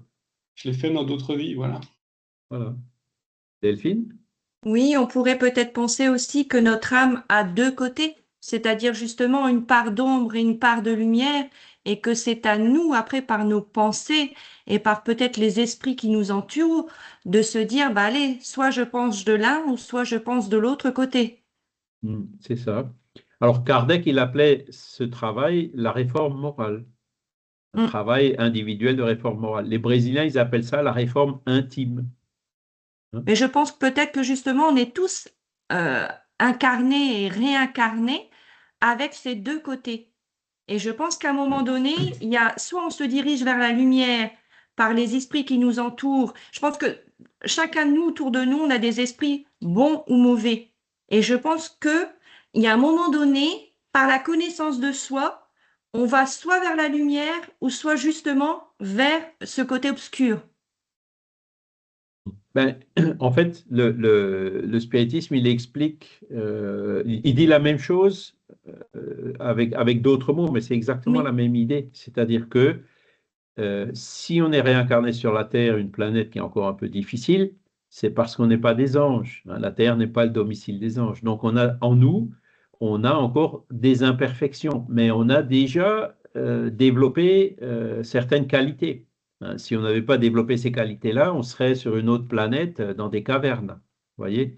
Et donc, la caractéristique notre caractéristique comme terrien, c'est justement on a encore des imperfections en nous. C'est ce qu'on peut assimiler à ce côté obscur, hein. Et ce sont ces imperfections ou l'ignorance, hein, des connaissances qui nous manquent, qu'il faut qu'on travaille, il faut qu'on profite de cette incarnation pour apprendre et puis pour travailler au mieux, de comprendre par justement ces enseignements qui nous ont été apportés par d'autres missionnaires, pour travailler sur nous-mêmes et petit à petit, avec un marteau et un burin, hein, morceau par morceau, éliminer ces imperfections. On, c'est le travail de réforme intime, comme le disent les Brésiliens, c'est un travail de tous les jours, hein. Vous êtes, Oui, allez, je suis tout on à fait prend, d'accord avec vous. Je pense on que prend c'est les la exemples. connaissance qui manque Oui, beaucoup à certaines personnes. Je c'est pense que la ça. connaissance nous amène à nous développer et à aller vers le bon côté. Voilà. Et le spiritisme, c'est justement une connaissance qui nous montre la philosophie de la vie, qui montre d'où on vient et où on va, et donc le chemin qu'il faut qu'on prenne. Donc, nous fait comprendre ce processus. Hein, je Et vais à- prendre un exemple tout simple. Vous conduisez votre voiture, parce que c'est là où souvent il y a les côtés encore un peu sombres qui explosent, hein. Il y en a un qui vient et qui vous fait une queue de poisson, qui vous fait un refus de priorité. C'est quoi votre réaction? Hein, c'est des fois, bon, je passe les détails, et après vous réfléchissez en disant, oui, mais, ou alors vous refaites une queue de poisson derrière, hein, vous voyez. Bon, est-ce que c'était vraiment la meilleure attitude? Bon, c'est pas trop en ligne avec la phrase en italique, là, hein, qui est toujours à l'écran. Donc, bon, ben, je vais essayer de me corriger. La fois suivante, hop, même chose. Ben, tu n'as rien appris encore. Ça va se passer 10 fois, 20 fois, et d'un coup, une 21e fois, on arrivera à se contrôler en disant, ah, ça y est, j'ai réussi à faire un tout petit pas en avant. C'est ça la réforme intime. Et même en ayant une fois réussi à se contrôler, vous pouvez avoir des rechutes derrière dans des circonstances un peu plus difficiles, le jour où vous êtes de mauvaise humeur, où vous êtes pressé, etc. Et c'est comme ça que petit à petit, on arrive à avancer jusqu'au jour où voilà, bon ben, quelqu'un nous fait une queue de poisson, on dit bon ben allez-y, voilà, moi j'ai passé ce stade, quoi. Hein, ou alors vous trouvez des excuses du genre il est peut-être pressé, il y a peut-être sa mère ou son enfant qui est malade, hein, et petit à petit on y arrive. Mais c'est pas un claquement de doigts, hein. C'est un travail de tous les jours. Delphine? Oui, je suis d'accord, c'est un travail de tous les jours, mais en même temps, je reviens aussi à la loi morale, c'est-à-dire que il y a une connaissance en effet qu'on doit avoir sur les lois morales, mais aussi sur les lois de l'univers, comme la loi, j'allais dire, de l'attraction. Il y a toutes ces lois aussi qu'on devrait intégrer. C'est dommage que c'est pas inculqué, j'allais dire, dès le plus jeune âge aux enfants, même dans l'éducation, ou même les parents peut-être non parce qu'ils ont peut-être pas la connaissance. Et j'allais dire, il y a peut-être que quelques années que je commence à prendre connaissance de tout ça, et je le regrette même de le connaître que maintenant, mais pas avant. Mhm. Et je pense qu'il y a toutes ces lois, elles devraient être intégrées dans l'éducation de l'enfant. Et je trouve que ça mènerait déjà à une meilleure société ou alors une société où on ne serait pas en crise comme à l'heure actuelle. Tout à fait. C'est ce qu'on appelle souvent les bases, hein, les repères. C'est là aussi où on voit la différence entre l'instruction, qui est donnée en général à l'école, et l'éducation, hein, qui est un peu plus que l'instruction. L'instruction, bon, ben, les instituteurs ou les professeurs à l'école, on leur demande de transmettre des connaissances, d'apprendre à lire, d'apprendre à calculer. Ça, c'est l'instruction, hein. Mais l'éducation, qui est celle de donner les bonnes manières, on la trouve de moins en moins à l'école. Normalement, c'est le rôle des parents de Les la parents. donner. Mais les parents, le père travaille, la mère travaille, ils arrivent à la maison fatigués. Ils ont de plus en plus de mal à le faire pour différentes raisons. Mais du coup, les enfants se trouvent sans repère, hein. Et c'est là où justement, alors, l'enseignement en France, il est laïque, hein. On en a beaucoup parlé avec Samuel Paty et autres récemment, hein. Il ne peut pas encourager une religion en particulier. Et donc, contrairement d'ailleurs à l'Alsace, hein, moi, en Alsace, c'est vrai que la laïcité, c'est pas tout à fait ça. Il y a des cours de religion qui sont évidemment facultatifs, mais quand j'étais à l'école primaire, le curé venait nous parler du mont Sinaï, de Moïse, de plein de choses. Ça me plaisait bien à l'époque, hein. C'était gentil, quoi. Mais qui c'est qui donne ces bases aux enfants? C'est pas les réseaux sociaux, hein, c'est pas la télé. Si c'est pas les parents, ben ils les ont pas. Et s'ils les ont pas, ils vont être en carence d'éléments qui pourraient les aider par la suite. Moi, mes parents, bon, à l'époque, ça allait, ma mère n'a pas travaillé, j'avais mon grand-père à la maison qui était quelqu'un de très gentil. Donc, mes parents m'ont donné quand même ce minimum d'éducation et 1000 fois, j'ai reconnu par après, quand j'étais adulte, encore aujourd'hui, je garde des habitudes qui découlent directement de cette éducation que mes parents m'avaient donnée à l'époque. Et je me mets à la place de ceux qui n'ont pas reçu. Ils y peuvent rien, les pauvres. Mais il y a une lacune. Alors, même les grands défenseurs de la laïcité le reconnaissent aujourd'hui en disant il faut, alors ils appellent ça éducation civique. Je sais qu'il y a un autre acronyme qui est utilisé maintenant où il y a quand même aujourd'hui des cours qui se font un petit peu dans ce sens-là, hein, même si c'est pas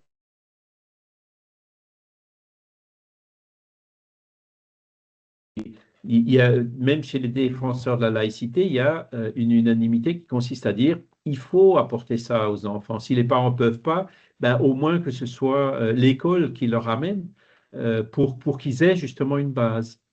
Mais comme ça ne peut pas être des enseignements moraux d'une religion en particulier, il faudrait que ce soit des enseignements moraux universels. Et regardez, dans le spiritisme, c'est justement ce que le spiritisme apporte.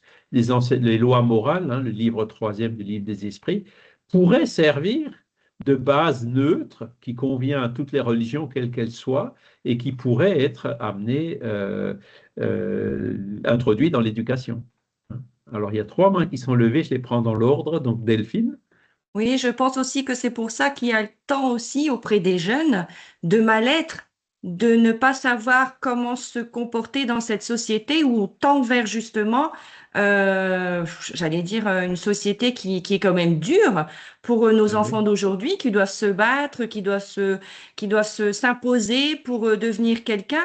Et je pense qu'aussi, s'il y avait déjà toutes ces bases qui étaient inculquées soit par les parents, je pense qu'ils auraient une vision des choses plus apaisée, encore une fois, hein, j'allais dire, comme la fois passée, je vais parler du développement personnel, mais c'est un peu ça. Je pense que c'est dommage, en fin de compte, que tout ça n'est pas inculqué au tout début de l'enfant. Et c'est pour ça Ah qu'il y a oui, peut-être tant de jeunes aussi qui se suicident aussi, dû à cette absolument, société. Donc, absolument. voilà. Donc, on espère que, voilà, des années plus tard, peut-être qu'un jour, le spiritisme pourrait être une base qu'on pourra tous donner à nos enfants. Alors, c'est difficile, mais on y travaille, hein. Il y a des activités qui s'appellent l'éducation spirit pour les enfants, que les Brésiliens appellent évangélisation.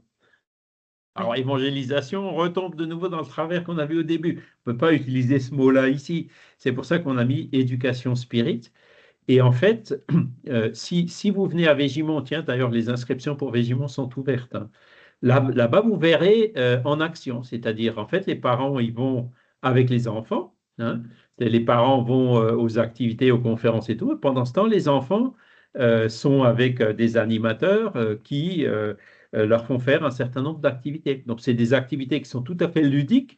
C'est un peu comme comment on appelle ça, ces activités périscolaires qu'on trouve dans tous les villages, quoi, mais dans lesquelles il y a toujours un petit contenu moral, un petit contenu solidarité, respect de la différence, respect du prochain. On ne parle pas de Jésus, on ne parle pas de trucs compliqués, mais des choses simples pour leur donner ces bases-là. Ce n'est pas non plus de l'endoctrinement du tout. C'est juste d'apporter par ces activités ludiques, et les enfants, à la fin du séminaire, viennent toujours faire un programme, viennent une démonstration aux parents, quoi. C'est-à-dire, ils préparent une activité qu'ils font après avec l'ensemble des participants. C'est très, très sympa. Et malheureusement, il y a peu de centres qui arrivent à le faire parce que, pareil, ça demande une organisation. Ça permettrait, par exemple, aux parents de venir voir les conférences régulièrement et pas seulement une fois à l'année comme un Végiment, et avec leurs enfants, hein, parce qu'il y a la garde des enfants et tout. Et pendant ce temps, les enfants font une activité ludique qui leur correspond, hein. Donc, ça fait partie du travail, mais voilà, il y a beaucoup, beaucoup de choses à faire encore dans ce domaine-là. Magali? Bah, c'était exactement le sujet de ma question. En fait, bon, vous avez vu, il y a ma fille qui est venue me voir là. Oui, Et moi, j'ai deux enfants, un grand de 13 ans et puis ma petite qui a 10 ans. Et avec mon mari, on est spirites tous les deux et on essaye effectivement de leur transmettre tout ce qu'on apprend. Parce que comme toi, Delphine, on se dit, mais si on avait su tout ça avant, mais on aurait... Enfin, j'ai l'impression d'avoir perdu mon temps pendant 35, 36 ans et puis d'avoir compris le sens de la vie et compris ce que je cherchais en découvrant le spiritisme. Et par contre, on est parti un peu sur de l'évangélisation. Mais je vois que mon grand de 13 ans, Jésus, il doute, il me dit: «Mais est-ce qu'il a existé? Est-ce que c'est vrai?» Et j'avais pas les mots pour, lui faire comprendre que finalement, ce qui est important, c'est, effectivement, la morale, en fait, tout son enseignement et pas forcément la personne, même si, voilà. si on arrivait à être un petit peu comme Jésus, on serait bien meilleur. Et donc ma question c'était, est-ce que vous avez des supports à diffuser aux parents pour travailler à la maison avec les enfants ou ça n'existe pas Oui, encore? si, il y a plein de choses. Il y a même un site qui est fait par Morissette Ruchot, vous la connaissez, du groupe Résonance de Dunkerque. Non? Alors, je vais le rechercher et vous verrez là, vous avez des dizaines de fascicules, de programmes, de cours, de suggestions d'activités, etc. Ah! On a aussi des livres qui ont été écrits pour les adolescents, hein. C'est Isabelle André, elle a écrit le livre des esprits pour adolescents et l'Évangile selon le spiritisme pour les adolescents. Où donc le langage, il est adapté, hein, D'accord. pour ses lecteurs. Et il y a aussi d'autres livres, des livres pour les enfants, mais avec un contenu spirit, hein. Et il y a une autre personne qui s'appelle, elle habite en Vendée, alors C'est son nom Christine m'échappe. Limongi. Voilà, ben c'est Voilà, elle. alors je connais Christine, effectivement, elle m'a transmis tout un tas de livres et puis il y a les petites vignes. La petite vigne, voilà, Voilà, elle a fait plein de choses aussi dans ces ce vidéos. sens. Après, ils commencent à être grands, mes enfants, et puis on les a déjà vus plein de fois. Et c'est vrai que là, j'aimerais aller un peu plus loin, en fait. Donc, il existe des supports. Mais écoutez, je suis preneuse. Voilà, je vais rechercher le site. À l'époque, quand il y avait encore la Fédération Spirit française, il y avait un lien pour aller vers ce site dédié pour les enfants. Je me souviens plus du nom, mais je vais vous le retrouver, hein, ou sinon je vais demander à Morissette, parce que le site existe toujours, hein. Et là, vous avez, mais alors, pareil, par classe d'âge, hein, il y a des choses. La petite vigne, c'est vrai que c'est fait pour des petits. C'est pour les petits, oui. Et par contre, Isabelle André, et elle fait d'ailleurs un travail à Rambouillet, où elle va faire des maraudes, il prépare des gâteaux et tout pour aller les distribuer les jours de grand froid, etc., aux pauvres, avec des adolescents, hein. D'accord. Donc, Ah, c'est voilà. génial. Ouais, ouais, ouais, ouais, ouais. Et Mm, c'est, mm. voilà. Alors, c'est sûr qu'au Brésil, il y a beaucoup plus de choses dans ce Oui, domaine-là. Donc, nous, on commence un peu, mais il y a déjà plein de choses. d'accord. Merci. De rien, Franck? Oui, c'est vrai que les deux ouvrages destinés aux enfants, aux adolescents sur le spiritisme, le livre des esprits, sont très très bien faits. Je les avais eus à Végimont et c'est vrai que je les conseille. Je voulais rebondir sur ce que disait Delphine tout à l'heure. Ce qu'il y a d'étonnant, il y a quelques années, c'est vrai qu'on a beaucoup parlé de la loi de l'attraction, ça a défrayé, et puis c'est rentré complètement dans le New Age avec les écrits de cette américaine, là. Mais en fait, il faut savoir que Alan Kardec a parlé aussi de la loi de l'attraction. Et j'ai fait une petite recherche là rapide. On le trouve dans le livre des esprits, on le trouve dans la Genèse, on le trouve dans la revue Spirit, on le retrouve dans voilà, où il parle véritablement de cette loi qui est égale quasiment à une loi fondamentale qu'il compare à la force électromagnétique ou des choses comme ça. Ce que et moi, en fait, cette vision de la loi d'attraction, elle me plaît beaucoup dans la mesure où elle se relie véritablement aux autres esprits, aux choses comme ça. Par contre, dans beaucoup de séminaires actuellement de développement personnel, la loi d'attraction est vraiment présentée d'une manière très, très, très, très, très matérielle, quoi. Et ça me dérange. Et d'ailleurs, j'ai appris que la plupart des gens qui avaient participé au livre de Rhonda Byrd ont vraiment très mal tourné, quoi. Ça a été Ah oui. scandale sur scandale. C'est une horreur, quoi. Donc, Ouais, voilà. Non, après, c'est sûr, la loi d'attraction.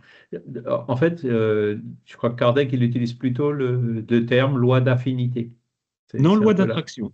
loi Il d'attraction aussi, utilise, voilà. ouais, oui, il utilise le terme attraction, oui, loi d'attraction. Et d'ailleurs, c'est dans le livre des esprits au chapitre 4, Principe vital, il dit oui, la loi d'attraction est la même pour tous. Voilà. Et donc, Ouais. en gros, c'est l'adage qui se ressemble, s'assemble. Hein, et c'est Voilà, en ce qu'on fait, disait loi sur l'influence d'attraction. permanente des esprits Ouais, sur les humains. Hein. ouais. Et quand on Et entend, elle va dans ouais, les deux sens. Hein. C'est-à-dire que, effectivement, les gens qui ont mal tourné, comme tu l'as dit, c'est exactement. peut-être des gens qui, voilà, parce que cette attraction, elle se fait, par exemple, sur des sensualités, sur la drogue, sur, Ah, oui, elle fonctionne dans tous les sens. Hein. tout à fait. Et ce qu'il faut D'ailleurs, il justement, l'a. c'est chercher l'attraction, enfin, le, comment on dit, le but principal, c'est d'aller chercher, de nous mettre, de nous rapprocher de notre guide spirituel. C'est là où on va, grâce à son aide, évoluer le plus vite, quoi. Avec nos efforts, évidemment. Mais une des clés de l'évolution, c'est justement ça. C'est de profiter de ce guide qui est là pour nous aider. Et d'ailleurs, lorsqu'il développe ce thème, il le met en miroir par rapport à la loi de répulsion, hein, tout Oui. comme véritablement une double polarité, quoi. On a deux aimants qui peuvent s'attirer ou qui peuvent se repousser en fonction Mhm. de leur. Je trouve ça très, très intéressant. Et beaucoup plus intéressant que ce que c'est devenu maintenant, où on vous dit, oui, bah voilà, il suffit de demander à l'univers et l'univers répond à vos demandes, ce que je trouve complètement. Bon.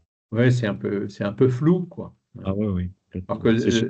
dans le spiritisme, c'est beaucoup. Vous avez un guide spirituel. Hein. Ouais, Vous ouais, avez aussi des esprits familiers, votre grand-père, ouais, votre grand-mère. ouais. Et donc, on est plus proche, quoi. Hein, plus proche de nous. Et voilà. Bon. Et puis après, bon, on va toutes les addictions, la drogue, l'alcool. Il y a des films. Le film Seul, je ne sais pas si vous l'avez vu. Il existe aussi sur le YouTube du mouvement spirit francophone sous-titré en français, et c'est là où on voit, par exemple, quelqu'un qui boit, combien d'esprits sont autour de lui pour le pousser à boire, pour le pousser au crime, pour le fait qu'il encourage les autres à boire, les accidents de voiture qui en découlent, etc. Enfin, ça illustre bien cette loi d'attraction, cette loi d'affinité, qui se ressemble, ça semble. Et il y a aussi nos solaires, hein, où Oui, André Louis le voit bien. Hein, on se retrouve dans l'au-delà, dans le monde spirituel, dans un lieu qui est en phase avec notre état d'esprit. Hein. Mais quand le seuil, c'est pas autre chose. Hein. Alors, j'ai un peu abusé de vous, puisqu'il est déjà 8h55. Normalement, le cours il dure qu'une heure, mais bon, quelque part, c'est bien quand c'est dynamique et que vous participez. C'est ce qui rend le cours beaucoup plus vivant. Mais enfin bon, on va quand même s'arrêter là. Je vous encourage à lire la suite. Là, vous voyez, c'est un peu plus long quand même que ce paragraphe dans le livre des esprits. Donc, lisez l'item 6 de l'introduction complètement. Si vous avez des questions, n'hésitez pas à les poser la semaine prochaine ou à les poser sur Skype.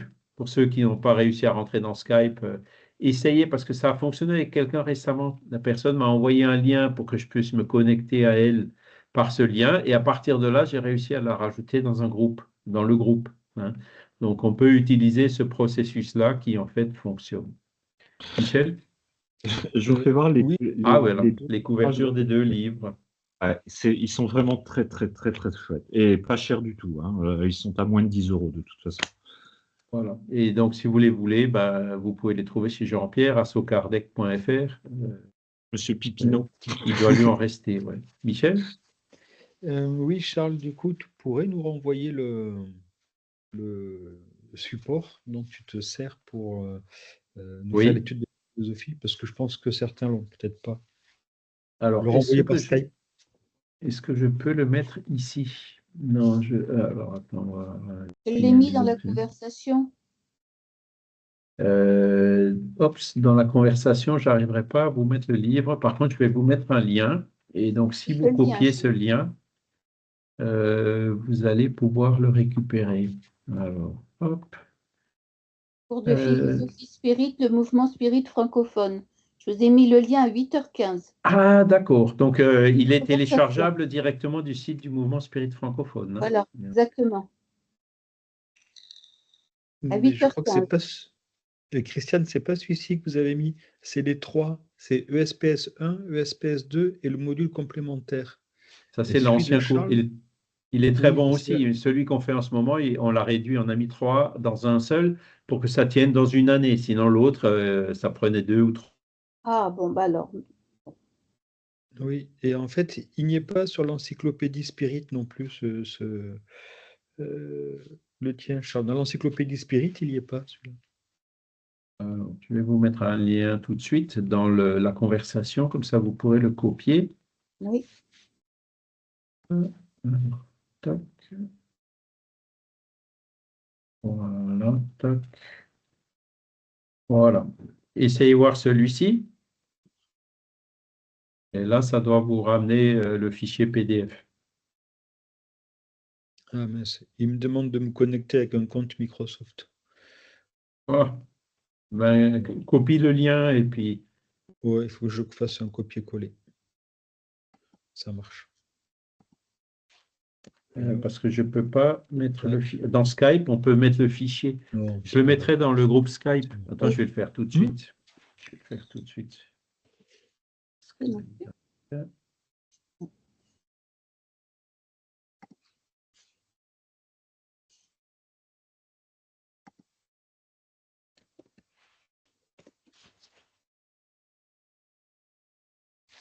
y est. C'est bon. Réussi? Oui. Skype.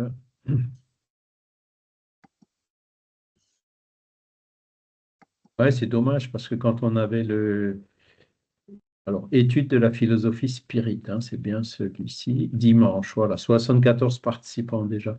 Donc, je vais, tant que ça s'ouvre.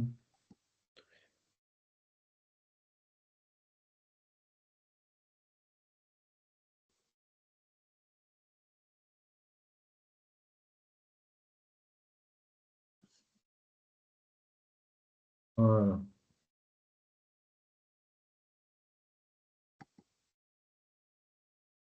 Voilà, je vous ai remis le fichier dans le groupe Skype, étude de la philosophie spirit dimanche. Il y est. Allez, parfait. Voilà. OK. Merci Charles, super. Ou sinon, écrivez-moi par mail. On y arrivera. Quand la porte est fermée, on rentre par la fenêtre.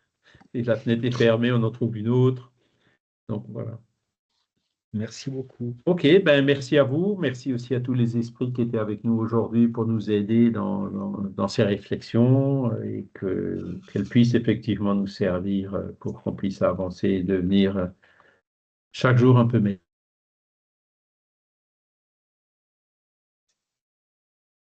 Et ce sera un plaisir de vous revoir la semaine prochaine. Merci. Merci beaucoup. Merci. Merci, Charles. Bonne semaine à Bon tous. dimanche. Bon dimanche à Merci, tous. bon week-end à Bon tous et bonne dimanche. semaine. Merci. Au revoir. Bye bye. Excusez-moi.